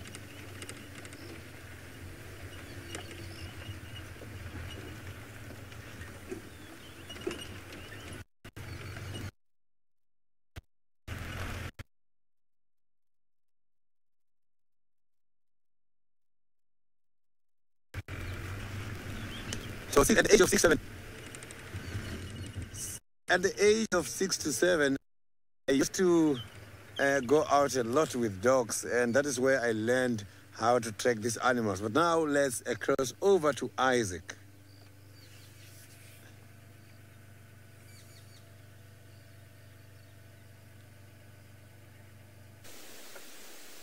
Okay, welcome back, everybody. We're looking all over for the Sausage Pride. I've come all the way to where we last saw them with all the cubs, and I'm hoping we can find them, maybe with the cubs or without the cubs. But we're looking all over for them. It's a huge wilderness here, and it doesn't help much when you are all by yourself, because it's very far for everybody to be here. But apart from that, I think you can see how beautiful it is. You know, this is a real estate, a place where anybody would would love to live. This is the area. Yeah, that is Magic Walks by Manu. He's showing you how beautiful this area is. See all the way, you know, this is what we're seeing right now. It's a sea of grass plus trees all surrounding us. That is the edge of the reserve, and that escarpment stretches all the way to northern Serengeti, and it is the western boundary. What have you found for me? Okay, here I have a grass dweller. I think it's a cisticola, and the ones we found here mainly are stout and rattling. This guy, I would say, is stout. Some of the birds that are really difficult when you can see all the features or all the colors, because there is quite a good number, over 10 species that are found here. And in Latin, cisticola means grass dweller, so they live in grass, and they're very, very plentiful here because we have plenty of seeds for them. Yeah. Look at that, so beautiful. Can you hear the birds? Those are ring-necked doves calling, some larks, robin chats. Everybody's calling, very happy to be alive. You know, this type of grass, sometimes, you know, you're just driving and then something pops by. Yeah, and then, you know, something just pops by, and there it is all of a sudden. Okay, I think let's proceed on further down, see what we can find for you. Maybe let me have one look, because there was something I had seen earlier across there. and it looked very promising. Still in the same position, so it's not something very interesting. So maybe let's move on further down, see what we can find. There's gonna be something for us for sure. It is not all that empty like it looks. Okay, let's take you to Steve and see what he's up to. I hope he's been lucky more than me. We are indeed searching. Thanks, Isaac. We're in the area where we were droning before, just trying to see if we can hear any alarm calls or maybe find any fresh tracks going in and out of that area, and then we can investigate a little bit further. I mean, this is an area possibly that Tlalamba might have ended up in last night. We did scour the area all around and north where she's been and down to the south where she probably came in last night from Chitwa, and we didn't see anything that looked anything quite like the spot we saw before. So we're just hoping maybe we'll find her. Maybe she'll start moving now. Might have, if it was her, that little spot, maybe she's having just a little sleep. Just a little nap in the long grass. Maybe she's caught herself some breakfast. That will be nice to see.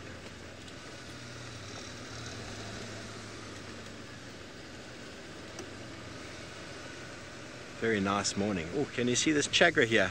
Always gone. They are an impossible bird to film, chagras. They are always skulking in the thickets. You've got to get them live, and even if you are live, you're still very hard to try and catch them there.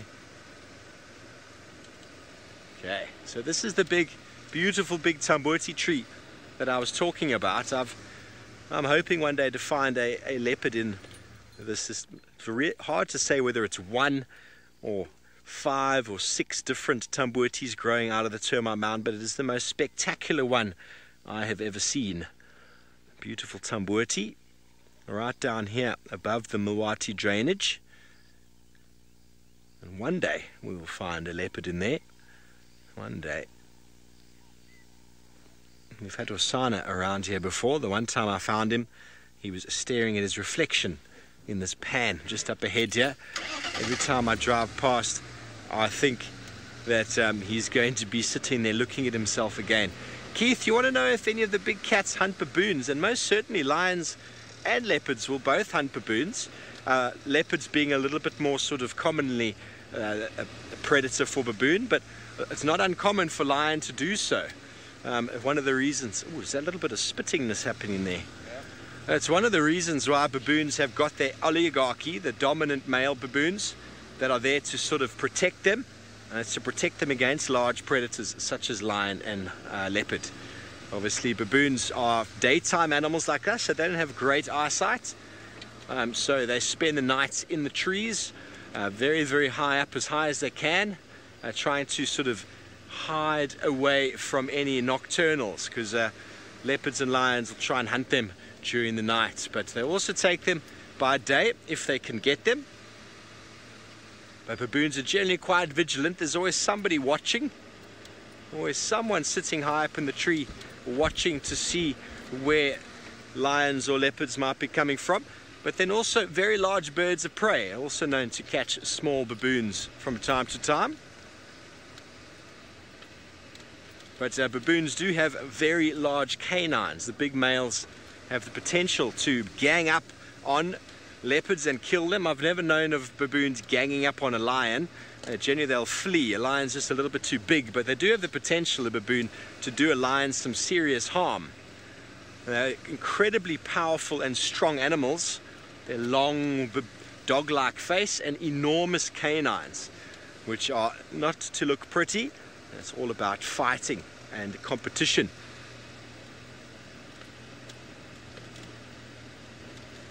Well, it's starting to spit.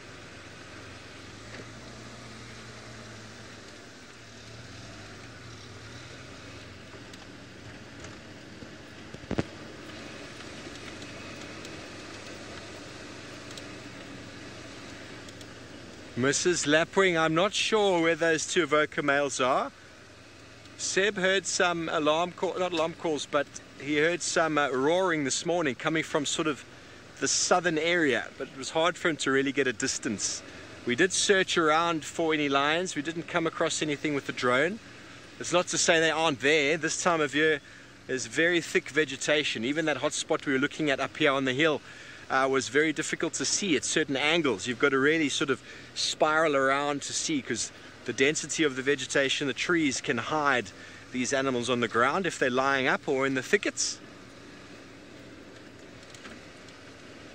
And we're just going to carry on here, come up to the west, maybe do a little loop around to the other side there and see what we can find. Oh, sorry, Seb. A little tree stump there.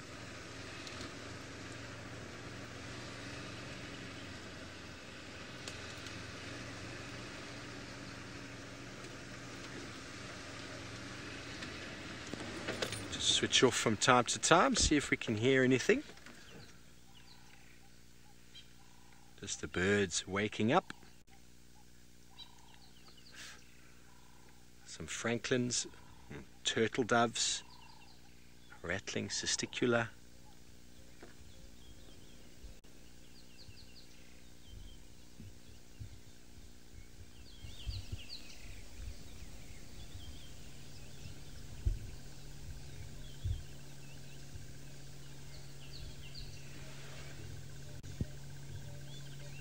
A little overcast conditions pulling in.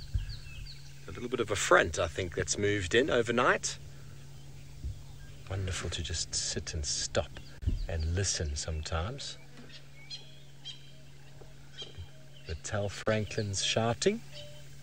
It's a morning call. They're waking up going, I'm alive, I'm alive. The Janet didn't get me last night. Well, that one might be running away from something.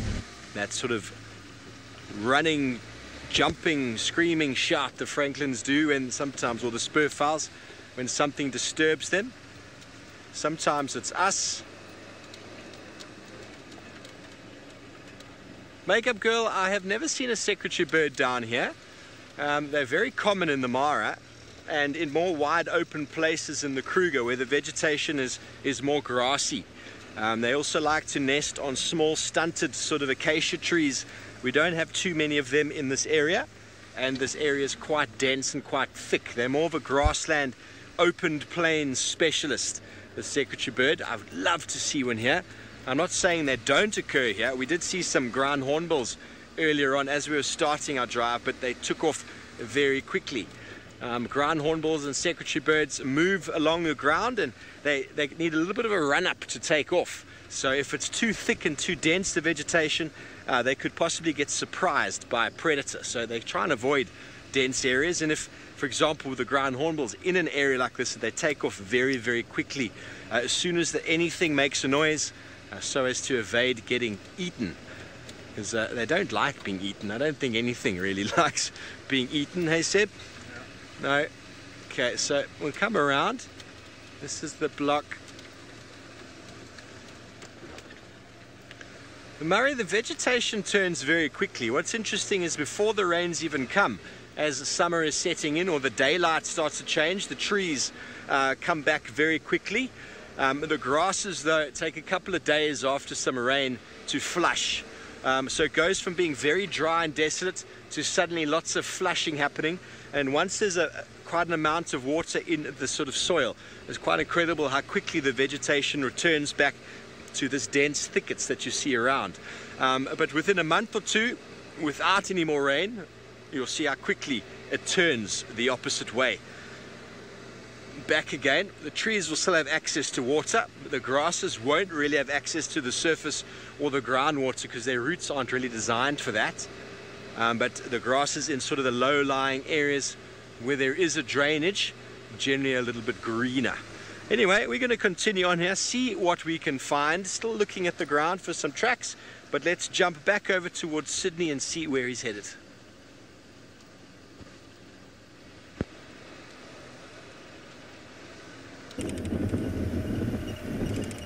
I am now following the lion tracks, and hopefully we might be lucky with these lions in this area, as I've just heard that they've also been spotted about a few minutes ago. I am now rushing there.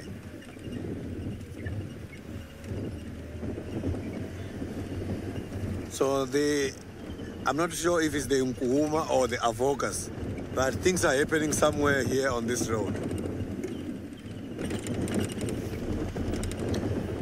Yeah, Aubrey's coming.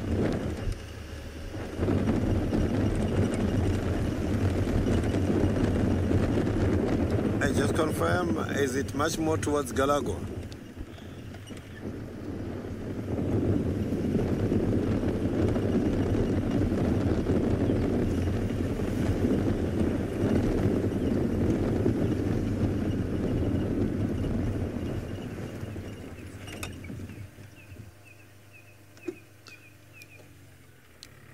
Okay, copy that, thank you.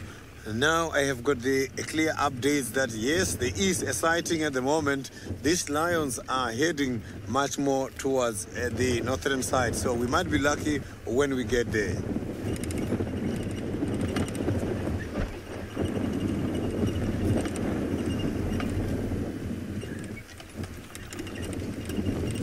So it might take us 5 minutes to get there.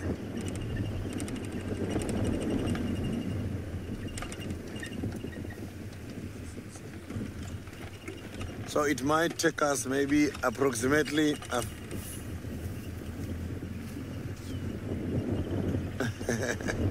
yeah, no, it was a long time ago. And we were tracking quite a lot of things. Here there's a very strong smell of something dead.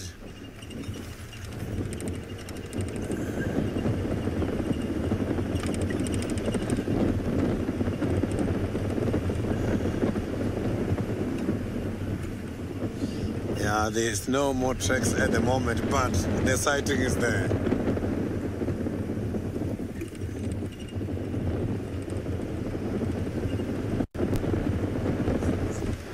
So, at the age of 5, I had a cousin who was very much good on trekking, and he could even be able to distinguish the footprints. So this cousin of mine, when there is a visitor, if there is a visitor who came barefooted, he can be able to tell on the ground that there was a visitor here. He was very much good. So when we go out looking for some animals, he's the one who was very good there. I learned a lot from him. He's the one who taught me.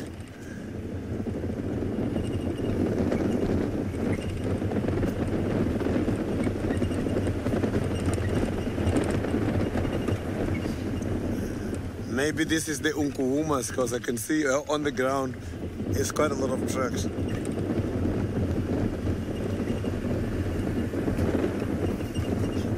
I didn't copy that question very well. If you can repeat that.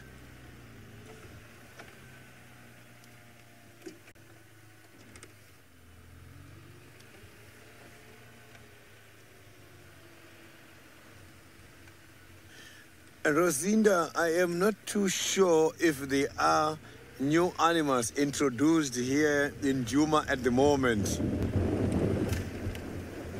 But if I hear anything about that, I will share with you. Oh, the rain is drizzling at the moment. Let's hope it doesn't get too much. Let's see the lion first. The rain must come afterwards.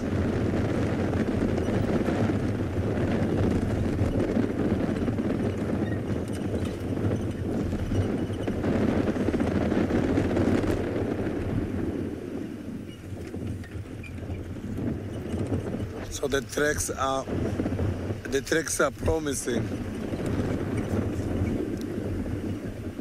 Aubrey is coming. We are going to see these lions just now. We are just about to arrive at the sighting.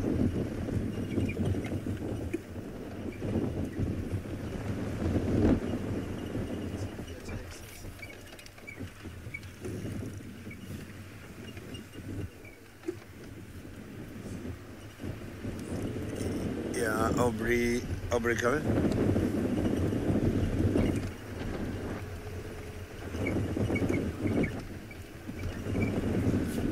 Just confirm I am here by the virtual access advice.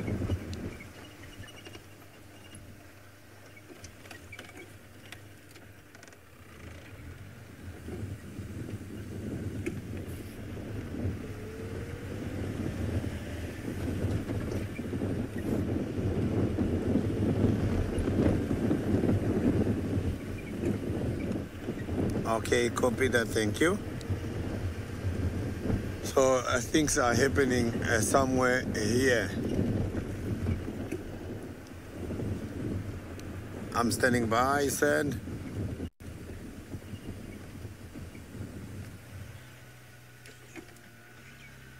Okay, copy that.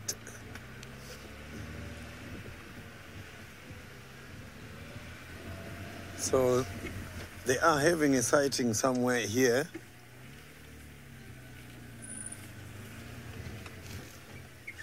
There are speed limits here in the bush, so we don't have to drive too fast as it can be dangerous to these animals. Preferably is 30 to 50 kilometers per hour.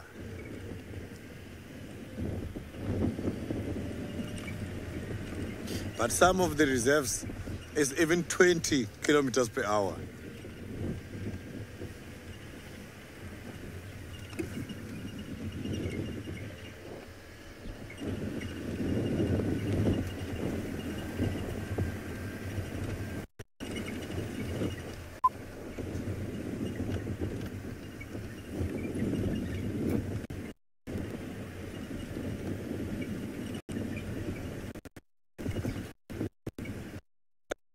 Trying to check here. I have just been updated that these lions are here by the. Oh, I can see them now. Okay, let's approach from the angle.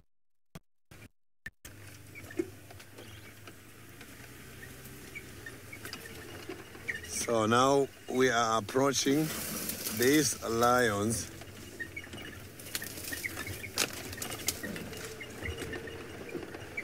I can see they are going right deep in the bushes here in front of us.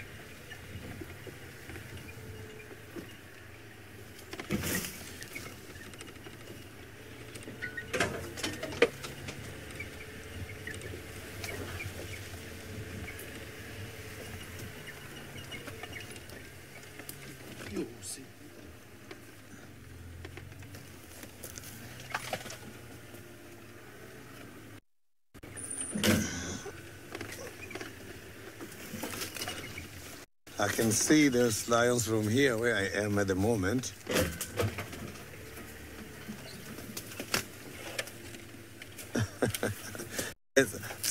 My sense of smell is very, and I prefer the sense of smell than hearing. So I can see there's a female there and there's another female. Don't get surprised, I am not alone at the sighting at the moment, as I do have some other people with me here. And these lions, they are crossing now right to the biggest donga here on my left-hand side. What I'm going to do now is that I'm going to drive and go down and get to the other side. Maybe we might have a good sighting from the other side. I can see that they are slowly moving now, crossing the donga. Let me get to the other side as soon as possible.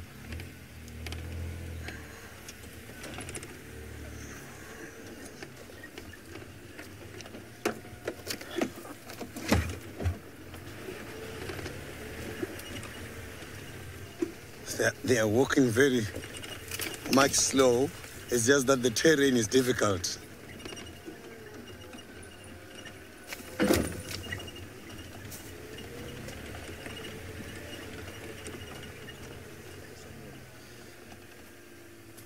So we are going to try and go down here to get. So now let's quickly cross over to Isaac.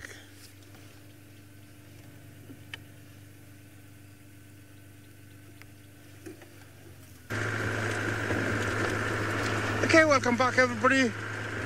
There was a bit of excitement there. I was hoping that Sydney was going to find some lions.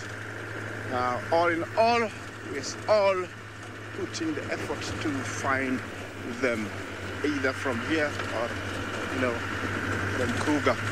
I've changed directions now, and I've come to a totally different area to see if we can get lucky in this area. This area has got beautiful view at the same time of the plains, so even if we don't see the lions, we'll enjoy the view. But from these areas, they're quite high up. We are able to use binoculars and sweep all the way down. And hopefully, we might see a tail or an ear or a head pop in the long grass. And that's what I'm looking for. Not only that, but maybe even see something else. As you can tell, Manu will sweep around and show you the beautiful landscapes that we have here of different kind of trees. We have some fig trees, we have acacias, we have balanite, we have all types of trees here, and they're all beautiful, and they make the plains complete. Without them, these plains wouldn't complete. There we go. I have lion. I have lion. I have lion. I have lion. I have lion over there, somewhere down there. So all I need now is your patience to get you there, but they're way down there. I saw some two heads pop up in the long grass. Yes, I just need now to take you there. It's gonna take me around 10 minutes, so be patient with me. I'm gonna show you some lion. I have seen them. They're down there somewhere. Yeah, it's always exciting, when you've been looking for such a long time, and then all of a sudden you see a head, like I was telling you, and it is like magic. It's like abracadabra, voila, and it happens. So I think these are the sausages, and actually they're not very far from where we saw them yesterday. So let's go find out who is there, who is present, who is not. And I think I'll take the audacity to divert from here, because I have seen a cat, and just drive down. There's somewhere, if you see the small, maybe if I direct you, we might be able to see them. Manu will point out, there's a little, very round shrubbery down there, and then sweep left in the long grass. Somewhere there. I think you're more to the right. More to the right. A little more right. Can you see anything there? Yeah, it's somewhere. Yeah, it's somewhere there. There was a head there. It went down. Yeah, you see it? Yeah, there. It's walking. You see it? It's walking towards the dry tree. Does everybody see it? It's walking towards the dry tree. Every now and then it pops up. Yeah, there to the left. Extreme left of the dry tree. There's some ears. Yeah, you see them? They're over there. Some lionesses. All right, let's go see them. Just sit there, relax. Let us take you down there and see some lions. It's always very exciting. I don't know who's here today. Yes, it's pure luck. Sometimes you have to know what you're looking for to be able to see the animals in this long grass, because it can be very difficult, like I have been explaining. And it's always very rewarding, like I always say, when you've been looking for such a long time and you're the one who finds them. It feels like hitting the jackpot. Yes. These are the sausages. I don't know how many are here. I'm just gonna go and find out how many there are.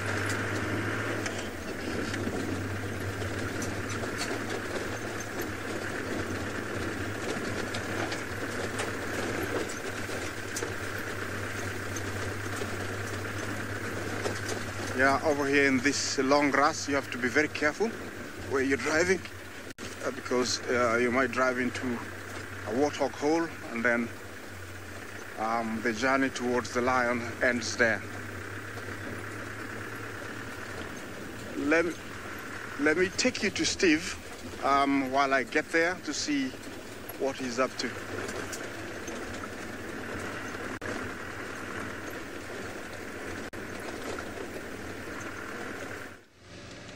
Thank you, Isaac. Well, we found some tracks of a whole family of wild dogs coming in from the east along Mamba, and they've come directly back towards this side. Just trying to see where they came out. I haven't seen them again, but they were all coming straight down towards the Mwati drainage. Definitely more than 4.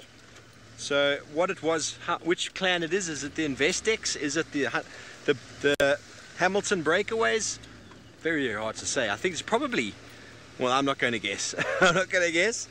It's wild dogs, that's all I can tell you.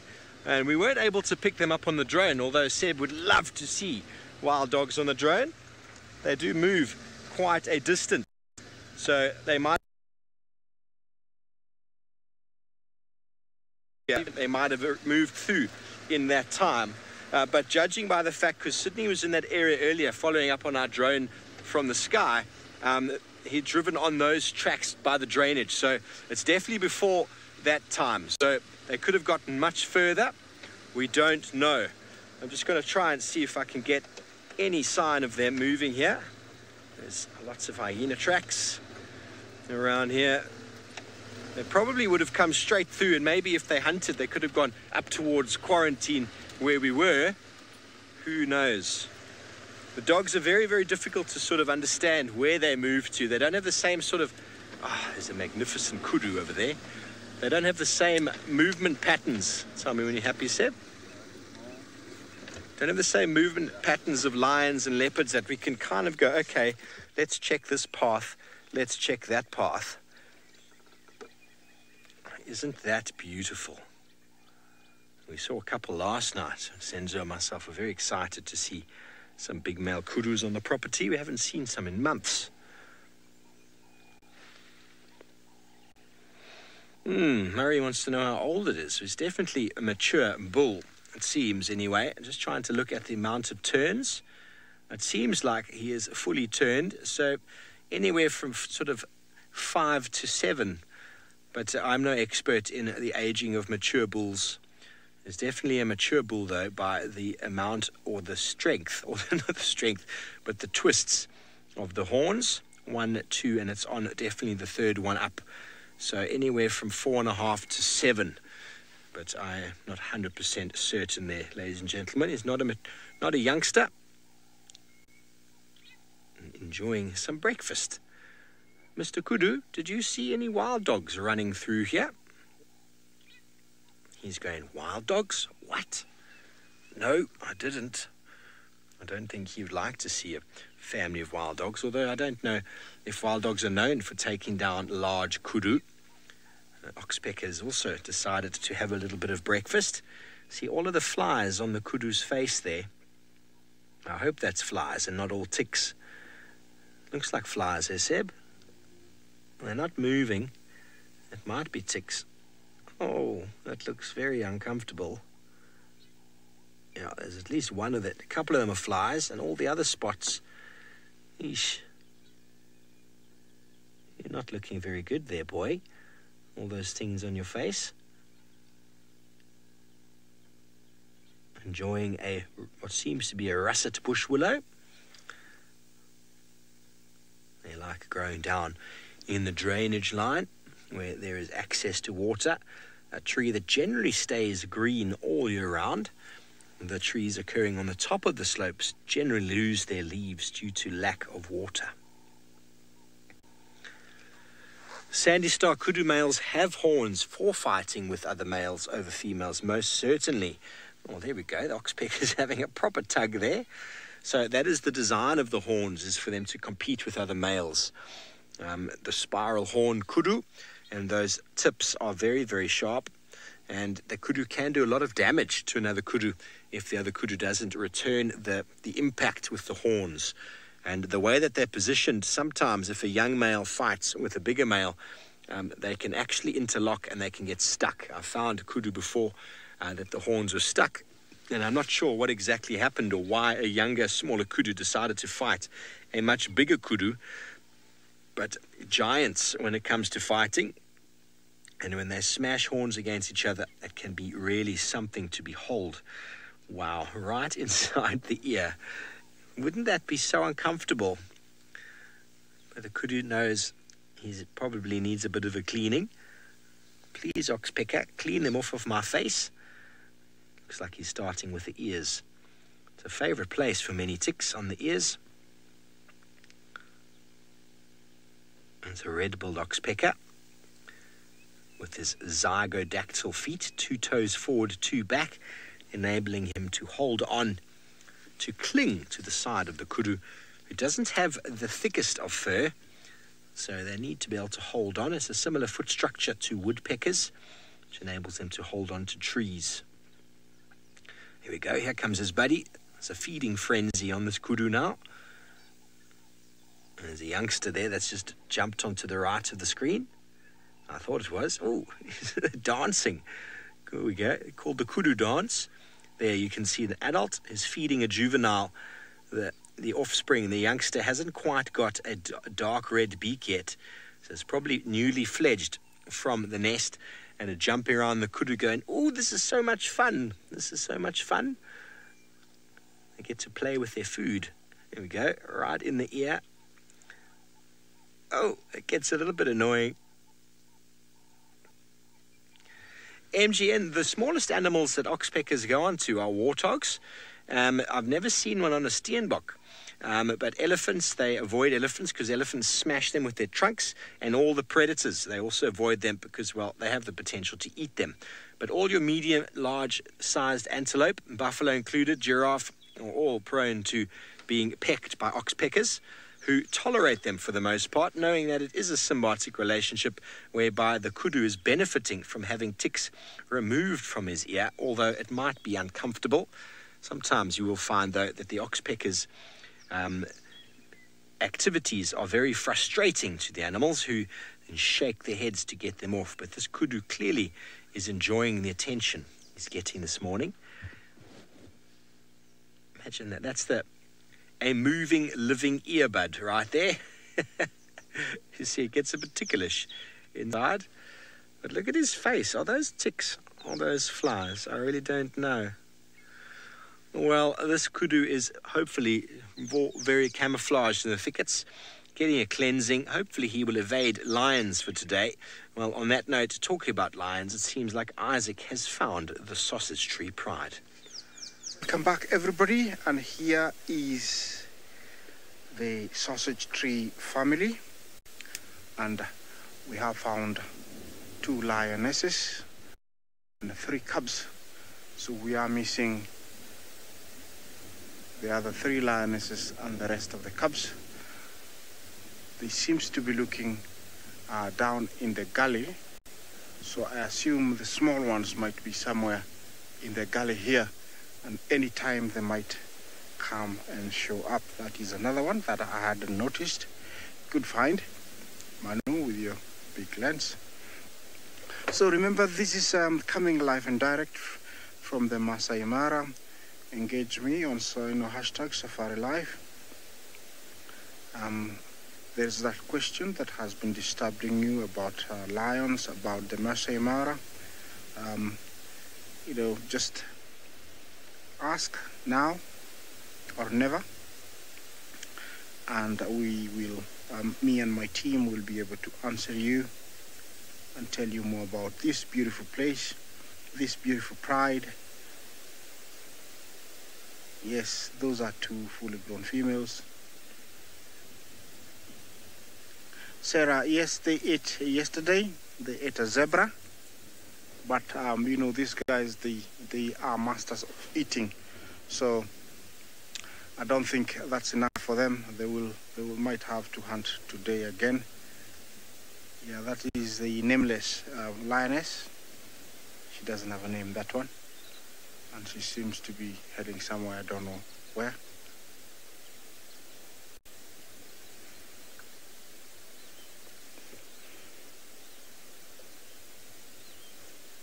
Yeah, actually they're not very far from where we left them yesterday. That is Limpy. That's Limpy over there. Yeah. Yesterday everybody was trying to suggest that we change her name, but it's really hard because that name has stuck.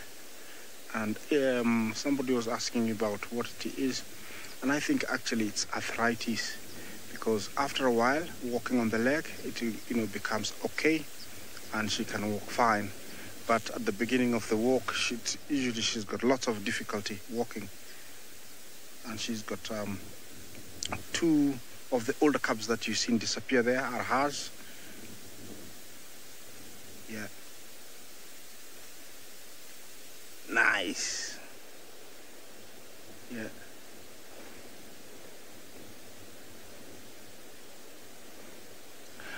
Giraffe Girl, you asked me where are the various lions or prides located.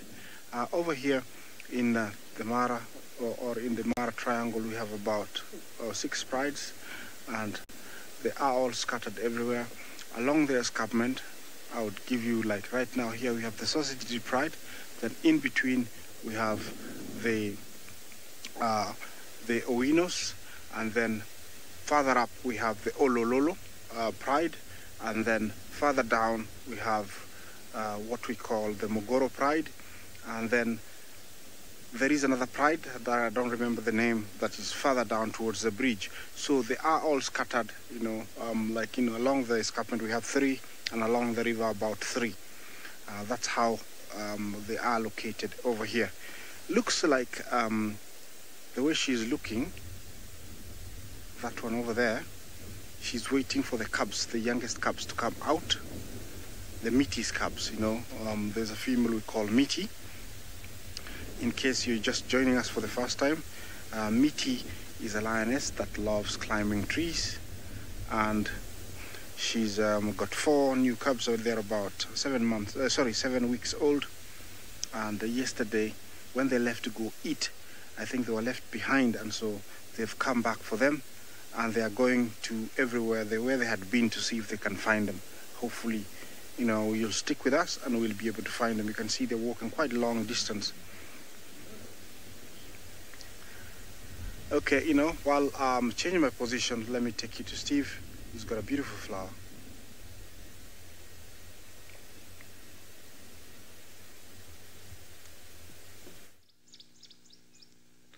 Welcome back, everybody. We've got a quiz for you this morning. We found a beautiful flower, the first one for the year for me of this species. If you know what it is, we do know what it is. We're not going to show you the rest of the plant because that might give it away.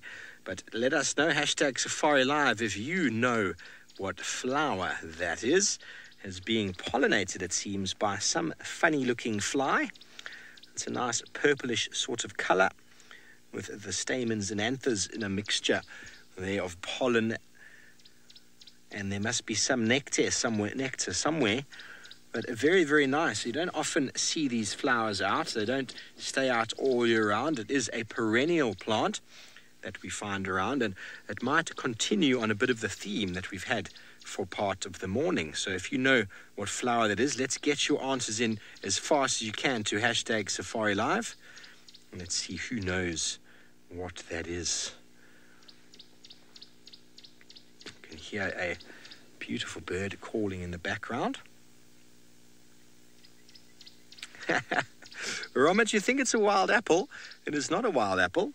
It does look similar to the poison apple flower. It does look similar, but it is different. Kathy, it almost looks like it could be a lily, but it is not a lily, I'm afraid. Keep guessing. See if we can get it for you while we listen to the noises in the background of the tawny flanked prinia. Jennifer, it's not a hibiscus. Hibiscuses have got much larger flowers. The petals are much larger and they almost overlap with each other, whereas these are coming out from the base. James Richard, 100% sir. I know you were asking the other day, when are these going to be flowering? So everybody, now as Seb pans out slightly, you'll be able to see the entire plant. Judy H, of course, baboon's tail is the right answer. There is the perennial stump of the baboon's tail coming out of the ground with the very nice green leaves. And there are the flowers. So I don't know when exactly they flower, but it seems to be around this time of year. If you think it looks like an orchid, I suppose you could maybe get that. Orchids have got a very unique sort of flower to them, though, and they normally grow with a sort of tall a tall stalk, which elevates the flower from the ground, and the flower is generally quite unique for orchids, but very good that we have found flowers of the baboon's tail. So let's mark this day. The day is, what is today? The 22nd of February. So I don't know if it's normal, if Feb's the normal time, but they do generally flower after a certain amount of rain, and they come out. I've seen them flower more than once in a year, but very nice to see them flowering now. There's a couple more I can see off in the distance, out of shot for you at the moment, but there we go. We thought we'd bring what we think is the first baboon's tail flower to your screens on this day, the 22nd of February 2019. There we go. I know a lot of you out there are happy we've managed to find your flower. We're still trying to see if we can locate on those tracks of the wild dog. We're going to come around onto Weaver's Nest, the road up here, and see if they've maybe crossed. And if they haven't, maybe they've gone north, but there's a few stations working that area. We might go south and see as well. But let's jump on board. Continue on as we go. Very nice morning. Sorry, I was trying to talk about that bird that was calling. The tawny-flanked prinia was making a huge noise in the background. I'm very excited this morning.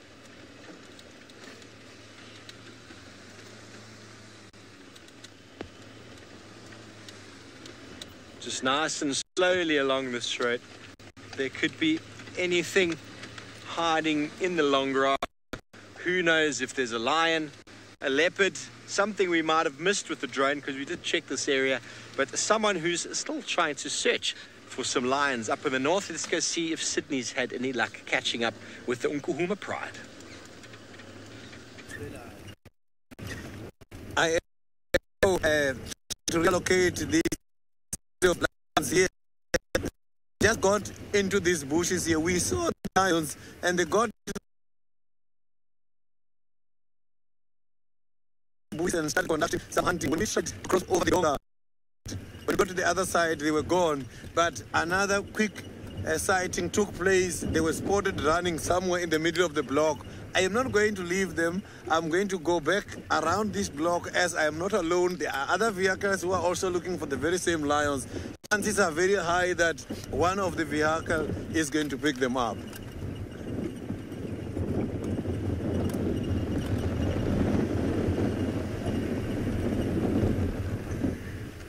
So now I'm going to be checking the Mvubu Road area. That area there is where maybe they are going to come out.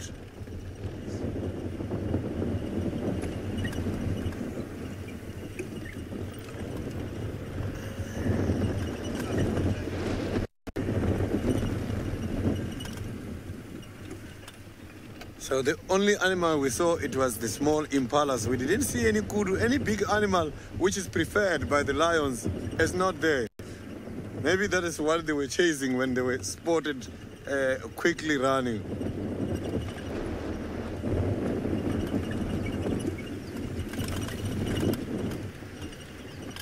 So, but the weather is on their favor. I don't think they're going to lie down now, as lions can be very much lazy and they will lie down for many hours during the day, but weather is not yet bad. It's still good for them to hunt.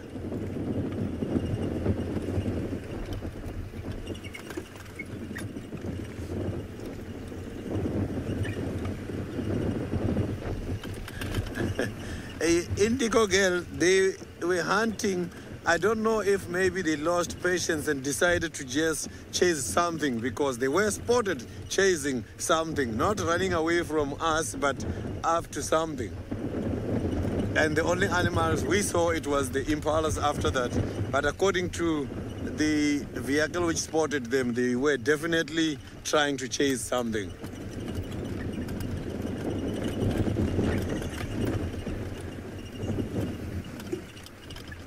So I even saw some leopard tracks as I was busy trying to find these lions on the other side. So the chances of hitting two birds with one stone, they are also very much high.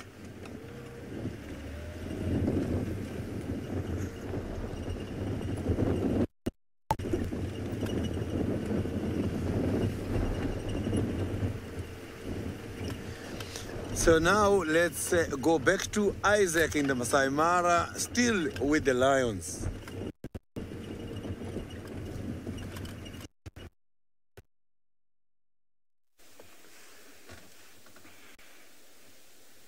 Here we are, back to the lions. They've moved quite a distance away now. And they seems they're all listening in the long grass. And I think yesterday, what happened is they all moved towards where we think they had stashed the zebra carcass. And while they were doing that, the youngest cubs, Metis cubs that are about 7 weeks old, got misplaced, and they maybe decided to rest somewhere in the long grass. And this morning they've all come and they've been looking around. I haven't heard them call, but they've been looking around, and I think that is Limpy, and I think they're hoping that, you know, they're gonna hear the young ones call or see them. But this is where they last saw them, so they're actually quite smart to have come all the way here, and they are actually going. Is that Courtney? Did you say Courtney? Kinky Tail, I would assume she's about, maybe Kiki is about 7, and the cubs, the young ones, the females are about 4.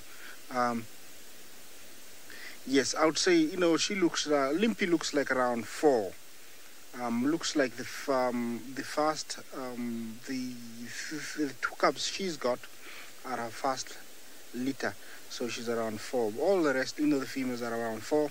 Kinky, I would actually say she's much older, maybe 7, but I might not be correct. Maybe I'll have to ask David or James to give me more details. But yeah, these other 4 females are around 4 years. But we can see only 2 here. Yeah, that is typical of lions. So here in the Mara, they sometimes go on top of mounds so that they can see farther. And, you know, with the grass all over, it's a disadvantage, so they go in the grass. I don't know what she says. She's very alert. I don't see anything. Is there a topi somewhere? Where is the topi? Oh, there, yeah, it's a Kongoni actually. Yeah, it's a hartebeest, and it ran in the wrong direction. Phew! Lucky Kongoni.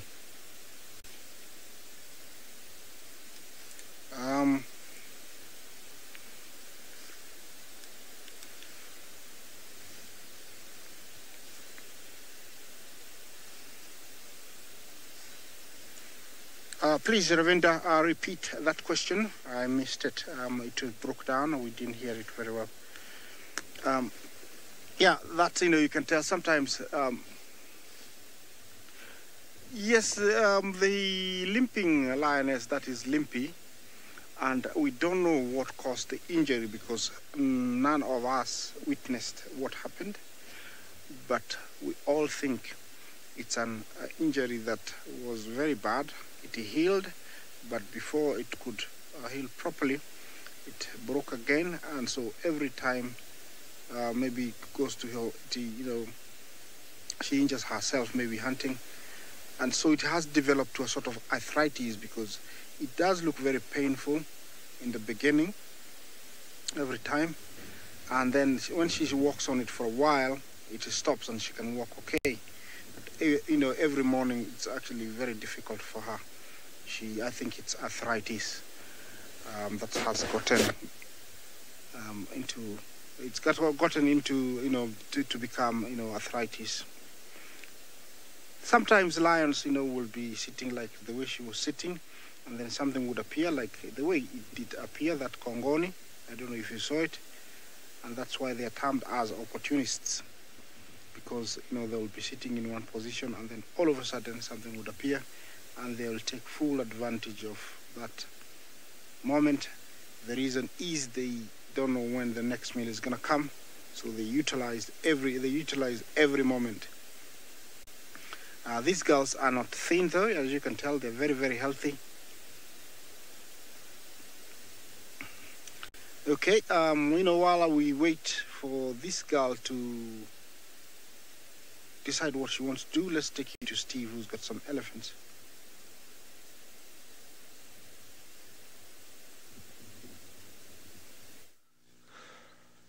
Well, welcome back to South Africa. We've managed to find the family of elephants we spent a fair bit of time with yesterday afternoon, and they finally made it towards Chelapan, which I thought they would have gotten to yesterday, and they finally at the small pan next to Chelapan. There's a little baby at the back.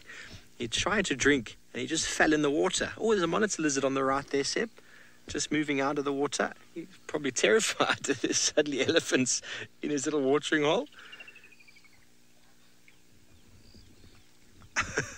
This is so cool.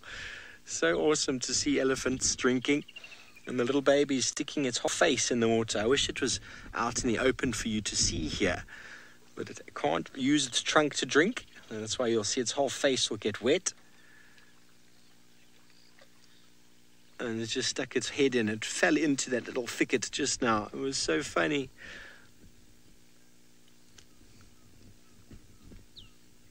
There you go, having a nice little drink. Elephants like fresh water, and these little rain-gathered puddles are very, very nice and tasty. So yes, Murray, sometimes youngsters have to get a little bit closer to the water than the adults do, and they then can get stuck. They also don't have the same sort of strength that the adults do, and their sense of gravity is a bit lower because they're quite small. But many times when a young elephant gets caught or stuck in the mud, Mum will be nearby to help pull them out.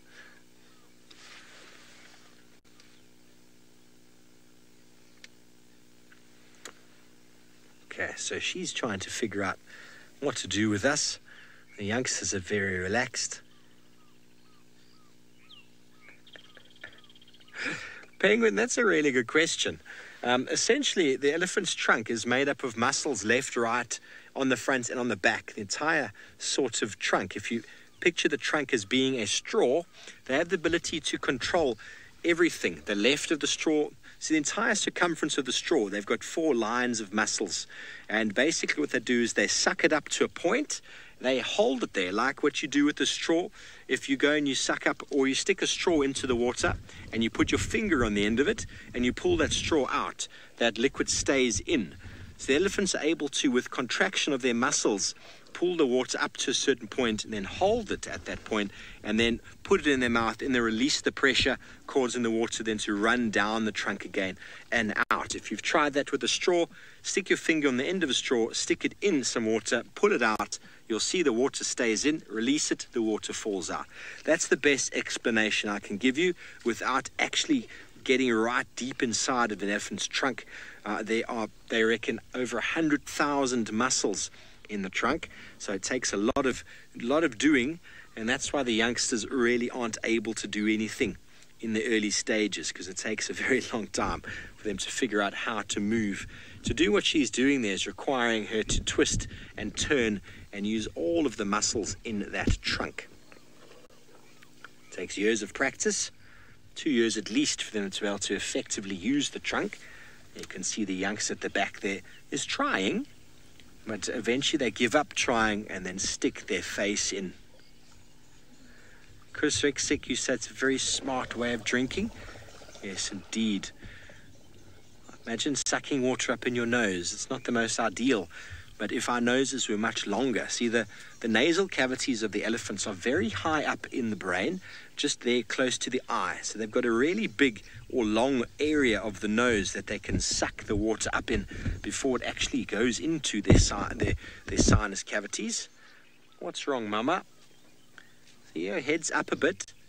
She's trying to just ascertain maybe there's something moving around on the other side here. She's put herself between the baby and whatever might be on the other side there. I don't think it was the monitor lizard. There could be something that smells predatory nearby, and that it could be a threat to her youngster. Maybe she will chase it out of the thickets for us. It's very common for elephants to chase anything they don't enjoy. They are missing one boy, the older boy. Behind us. So is it? He's behind us. Okay, there's another young boy. He's about to come behind us. He's on the way. He's slowly feeding. You might see the back of our vehicle now. I do apologize. But he's staying just, you know, that kind of like that teenage boy when you go on a holiday with your family. He's on the holiday, but he's always keeping a little bit away and a little bit aloof, so that no one sees him playing with his younger brother and sisters or hanging out with his adults, because, you know, teenagers are too cool to be hanging out with adults or with their younger siblings, and elephants are the same. He'll still feed and still follow close behind and still enjoy mum's protection, but he's essentially on his own. Child of the universe, elephants most certainly will have a competition or competitive edge with giraffe. A giraffe can feed very, very high on the landscape. There you can see her having a bit of a dust bath. They can feed very high on the trees. Elephants can't reach to the same height that a lot of giraffe can, but elephants have the potential to push the tree over. So giraffe are regarded as a non-destructive feeder. So you can have thousands of giraffe in the area, and they won't really destroy the area. Whereas elephants, they damage, they push over, they create habitat, they change habitat, they modifiers. Whereas giraffe are not regarded as impacting at all. They will feed on the high branches, but they also have the potential to feed quite low. So the giraffe has really pushed itself to the edge of evolution, where it's able to compete with all of the herbivores, but then also, because it can feed so high, it's kind of in a bracket all on its own. But elephants being the most adaptable, the most successful herbivore, because, well, they can push the tree over, feed on the top, they can stick their tusks into the bark and rip the bark out. They feed on the fruits, the leaves, they can push it over and also dig up the roots. So elephants are in a world class of their own when it comes to browsing or feeding. A giraffe just able to feed very, very high and relatively low as well. I'm just going to move back. Oh, this little youngster. Let's move forward rather. Maybe we'll get them in the gap there. The little youngster is mimicking mum. Deborah, the baby elephant is sort of dependent on mum for 2 years for milk. And so it's going to take 2 years for it to really figure out how to use that trunk. And so all it's doing is following mum around and mimicking what she does. This youngster in the front here is quite capable of feeding already, and was actually doing the same as what mum was doing with the dust. Was picking up dust, throwing it on its body, just like mum. And then the baby at the back mimicked her. She gave us a head shake, and it did a little bit of a head shake as well. Well, here comes this beautiful little youngster, not shy at all about us. And if mum was not happy, this youngster would be tucked away between, she would be between us and this one. So while we watch these elephants slowly start moving down into the drainage, let's go back up to Isaac with the Sausage Tree Pride.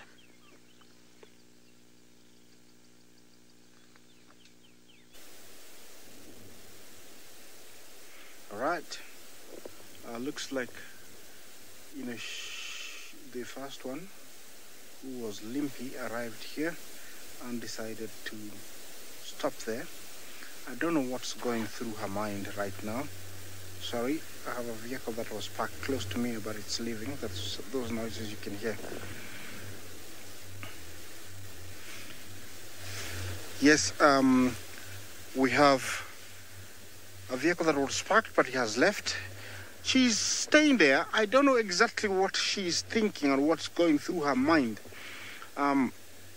But she just parked there or stopped there or, decided to rest there. She's been looking down there. I don't know if the cubs are there or not, but we'll find out. Maybe before the end of the show, hopefully they come out and we know how many they are and who they are or which ones are here.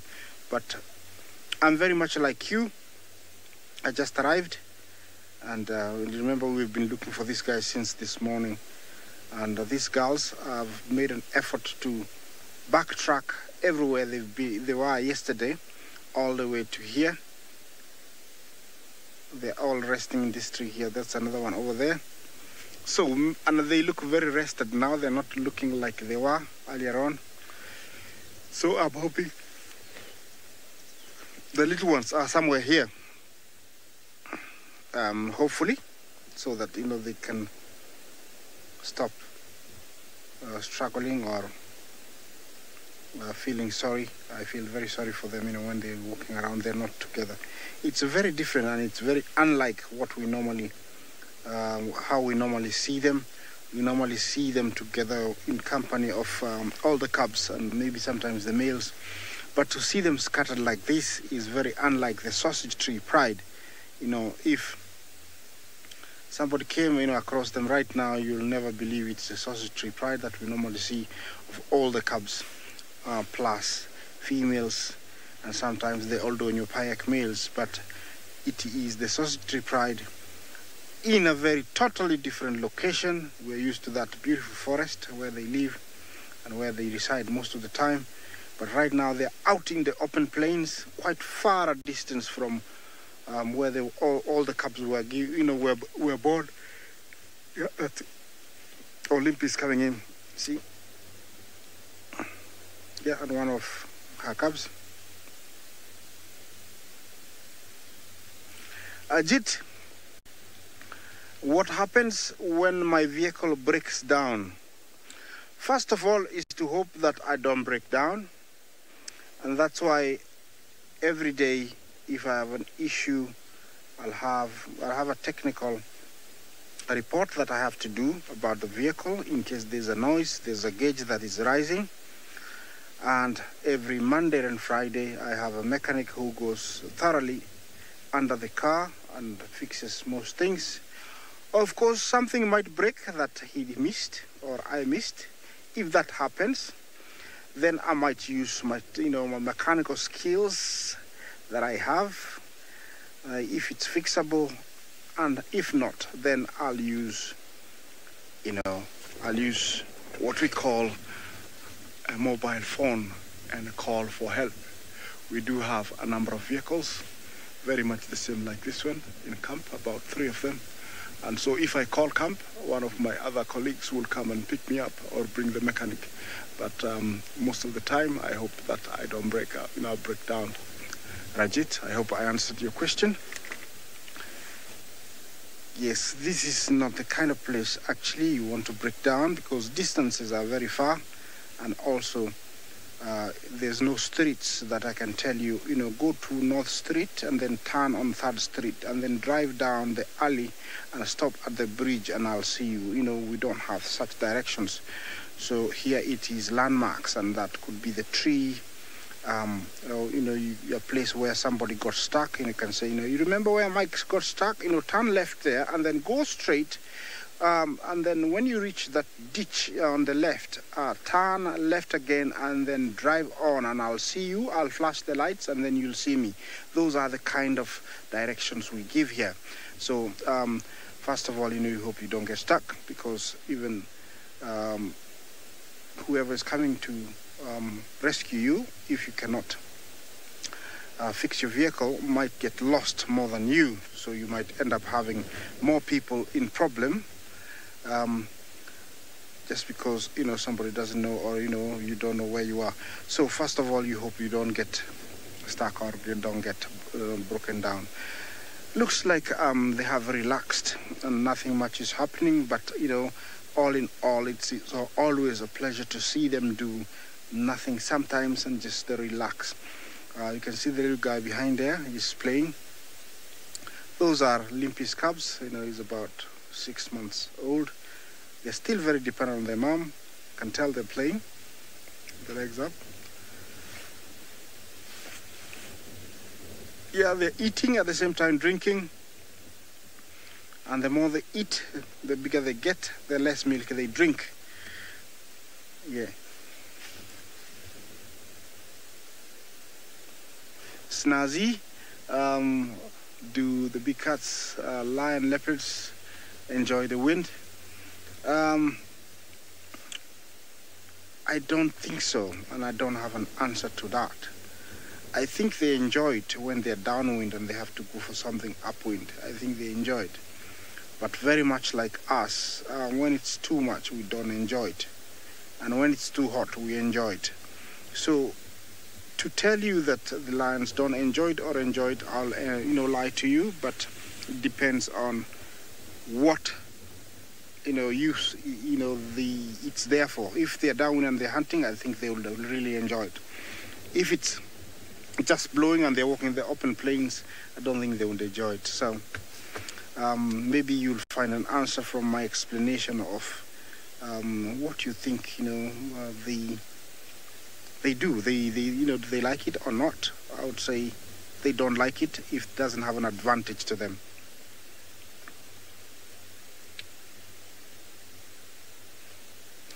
Dora, you ask if the lioness loses a cub, do they mourn for it? Well, because we can't read their body language, it's sometimes hard, but I have seen a lioness that lost her cub. She called for a few hours, and then after that, she moved on. So they do mourn.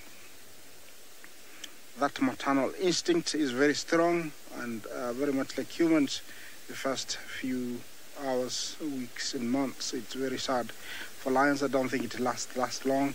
Maybe it lasts maybe for a day, and then that's it. She moves on. It's not as strong as humans. Yeah, I can tell the cubs have moved closer. Maybe they want to beg for some milk.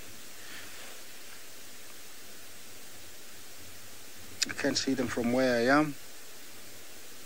Those thorny bushes you see, they are very straight. I call Achiranthus aspera, or devil's whip. It's a creeper that has got these hooks that if you walk close to them, they'll hook onto your body or your clothes. It's called the devil's whip. Now, they're very camouflaged over there. If you didn't know what you're looking at, if you zoom out from a distance and, you didn't know what you're looking at, look at that. You'll miss everything. Look at that. Yeah, you wouldn't know what you're looking at if you didn't know there was a lion there. Unless it moves, that's when you realize there is a lion.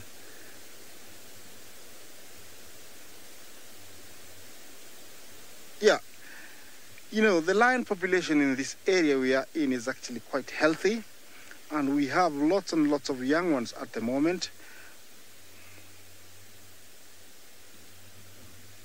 Zinzele, you asked me how long can the little ones go without nursing. Well, they can go up to around 6 days that I have seen, but those are very desperate times. They can go for up to, I've seen 6 days myself through experience. Other guides might differ with me, but I have seen 6 days, a cub went without drinking, and that is a very young one. I'm talking, about maybe 2 weeks, gone for about 6 days. That is a lot of days. Sinzele? That is my answer to you. But it is unlike mothers to go for those 6 days without nursing the young ones.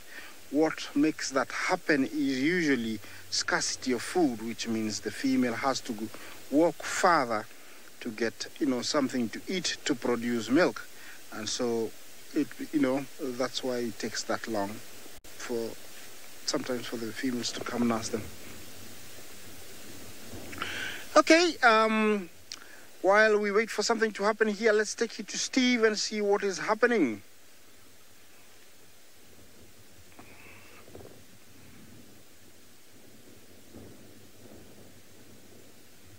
Well, something that helps us sometimes to find lions, Isaac, when we can't find them, is birds like that in the tree.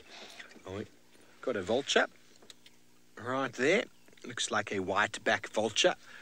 Now, vultures are often quite reliable when it comes to finding kills and predators, but a white-back vulture in a tree is not very reliable. If you find a lot of white-back vultures together, there's a good chance that they've probably just spent the afternoon before giving themselves a bit of a bath, and then they sit up in a tree in the late afternoon to dry their feathers. And just down a little bit more to the other side of where that vulture is in fact a treehouse watering hole. There's a good chance that that vulture there had a bit of a bath last night.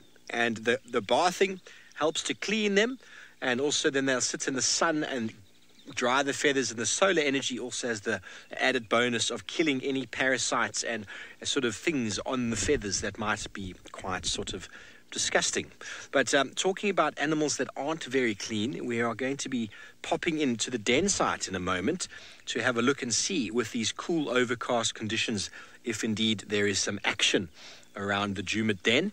Because, well, why not? We have the opportunity to do so. So let's go for it, Seb. We're just around the corner. Had some wonderful scenes with the den last night, but it is kind of hit and miss with them. There's kind of definitely a movement. The hyenas, adults, if they're not there, we don't find the youngsters, which is pretty common practice.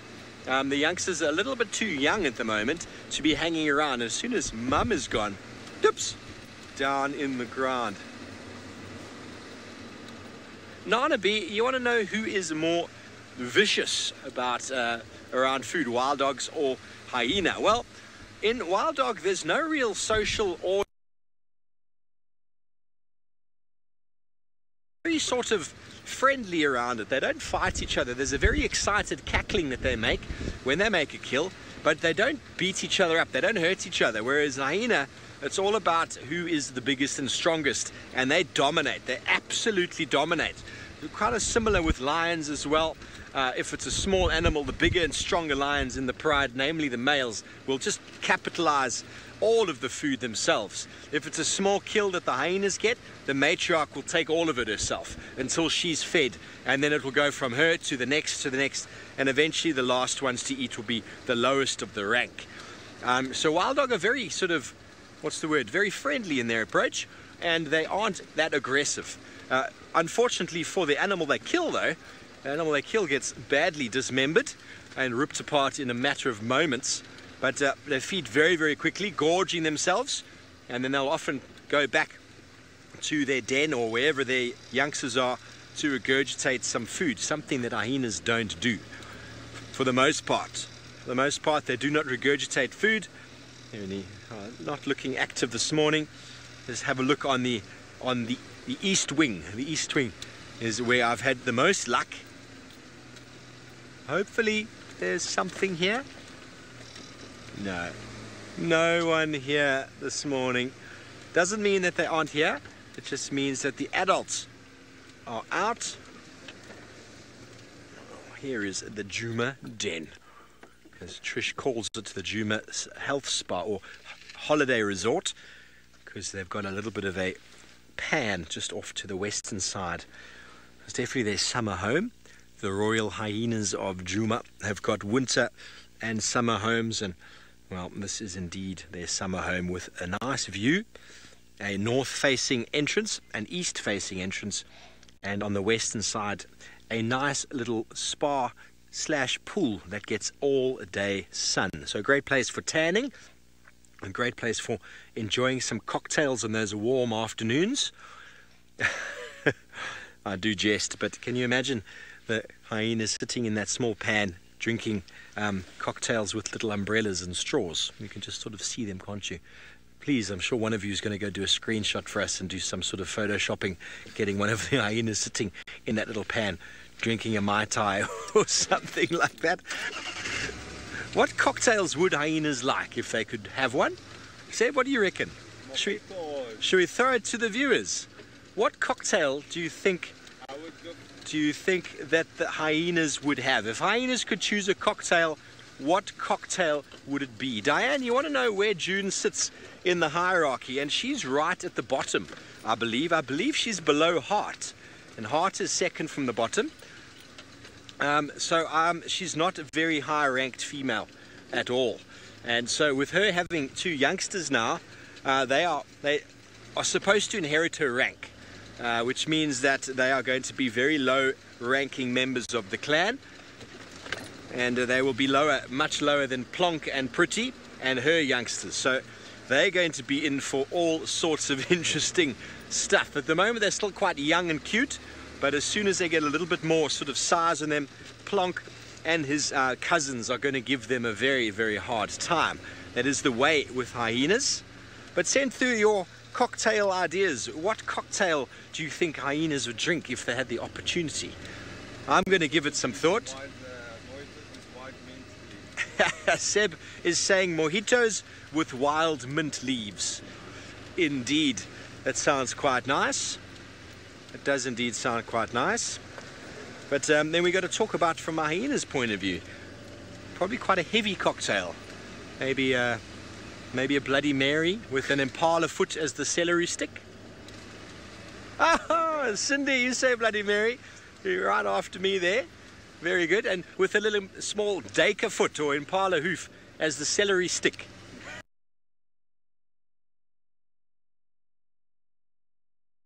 I think would suit. Air just fell down. I think Bloody Mary was 2 hyenas to the T. Sorry, I'm being very sick this morning. Can't help myself.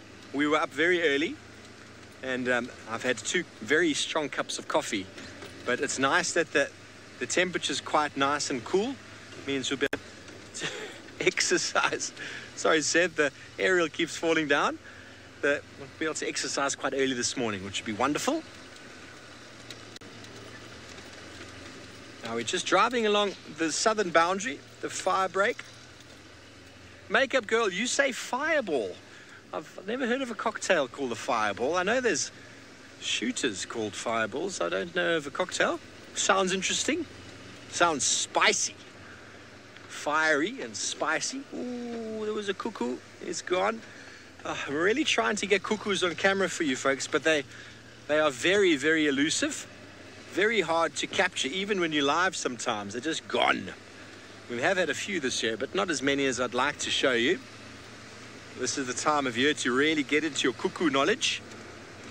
They are very interesting birds. Brood parasites. Another question for everybody out there. Are all cuckoos brood parasites? Yes or no? Hashtag SafariLive. Are all cuckoos brood parasites? Let's see how many of you are up to date on your cuckoo knowledge. It's fine if you're not sure. Take a guess. Yes or no? It's a 50-50 chance of getting it right.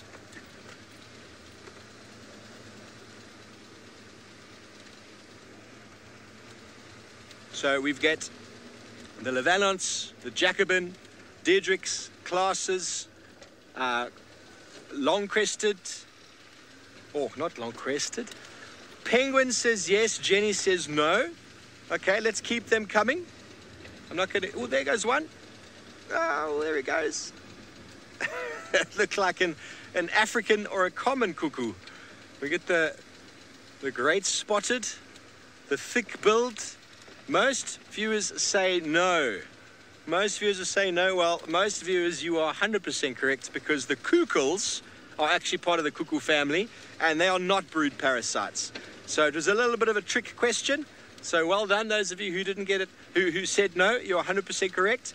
Cuckoos, we get a number of species down here, mainly the Birchall's cuckoo, but there is potential to get the Senegal cuckoo up in the north of South Africa, and there's a number of others around the world.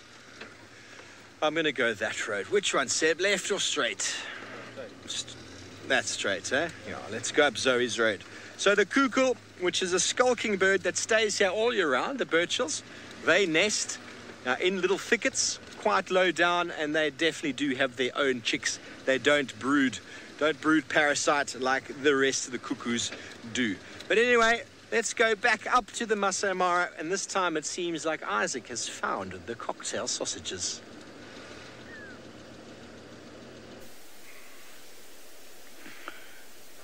Well, we have repositioned slightly so we could, see if there's any action, but it seems like not much. But it's always nice to see, an interaction between mother and young, and this is what is happening here. I think the little guy over there wants to drink, but mama doesn't have enough milk. There's another one over here. I think this is the lioness without, nameless, and her 2 cubs. It's really nice to see them bonding.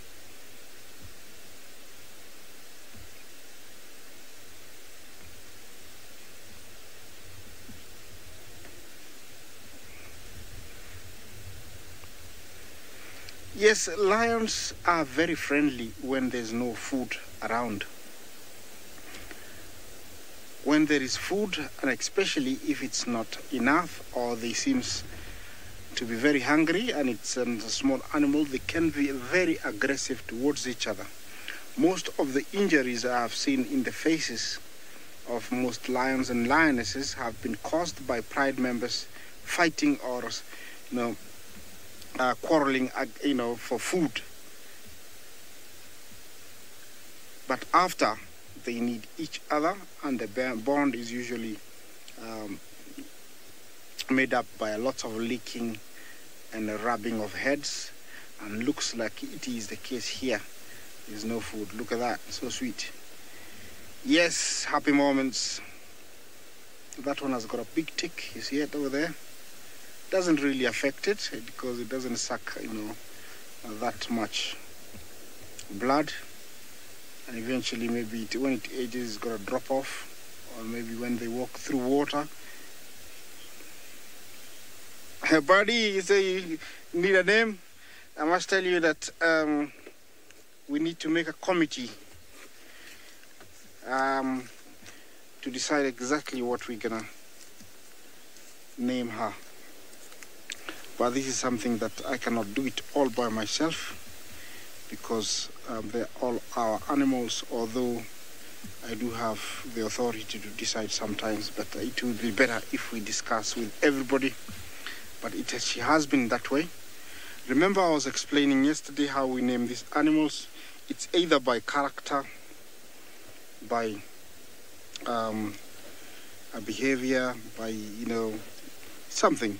But it has to be something. That's how we name them. And I think it has taken very long for this female to show us anything about her. And that's why it's taken long for us to name her. That is a very big cub to be nursing. But it is demanding it, and it is getting some milk. I don't think the mama's got a lot of milk at the moment, unless it's suckling from a different female. It doesn't have much milk at all.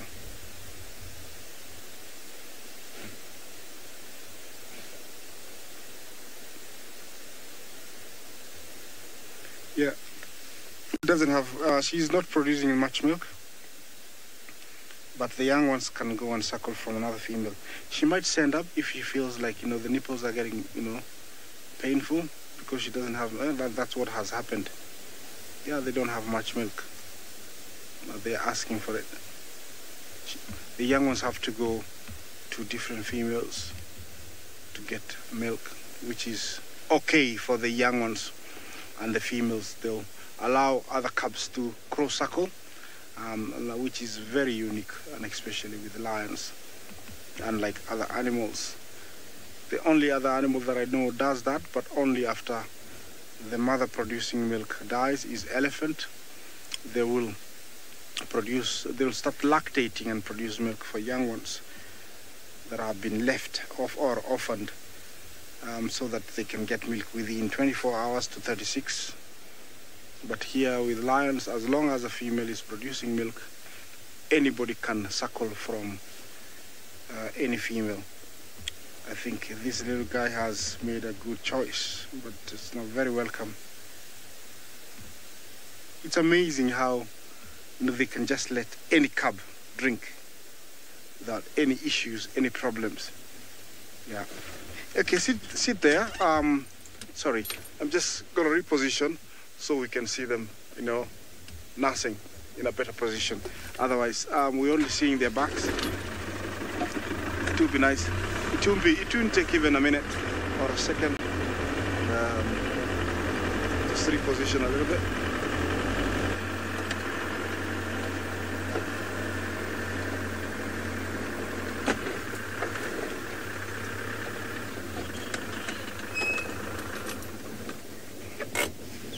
Okay, there we go.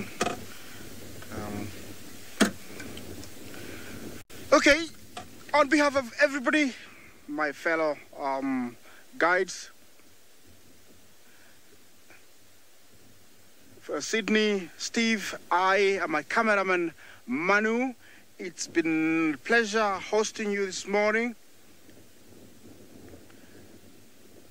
See you again this afternoon.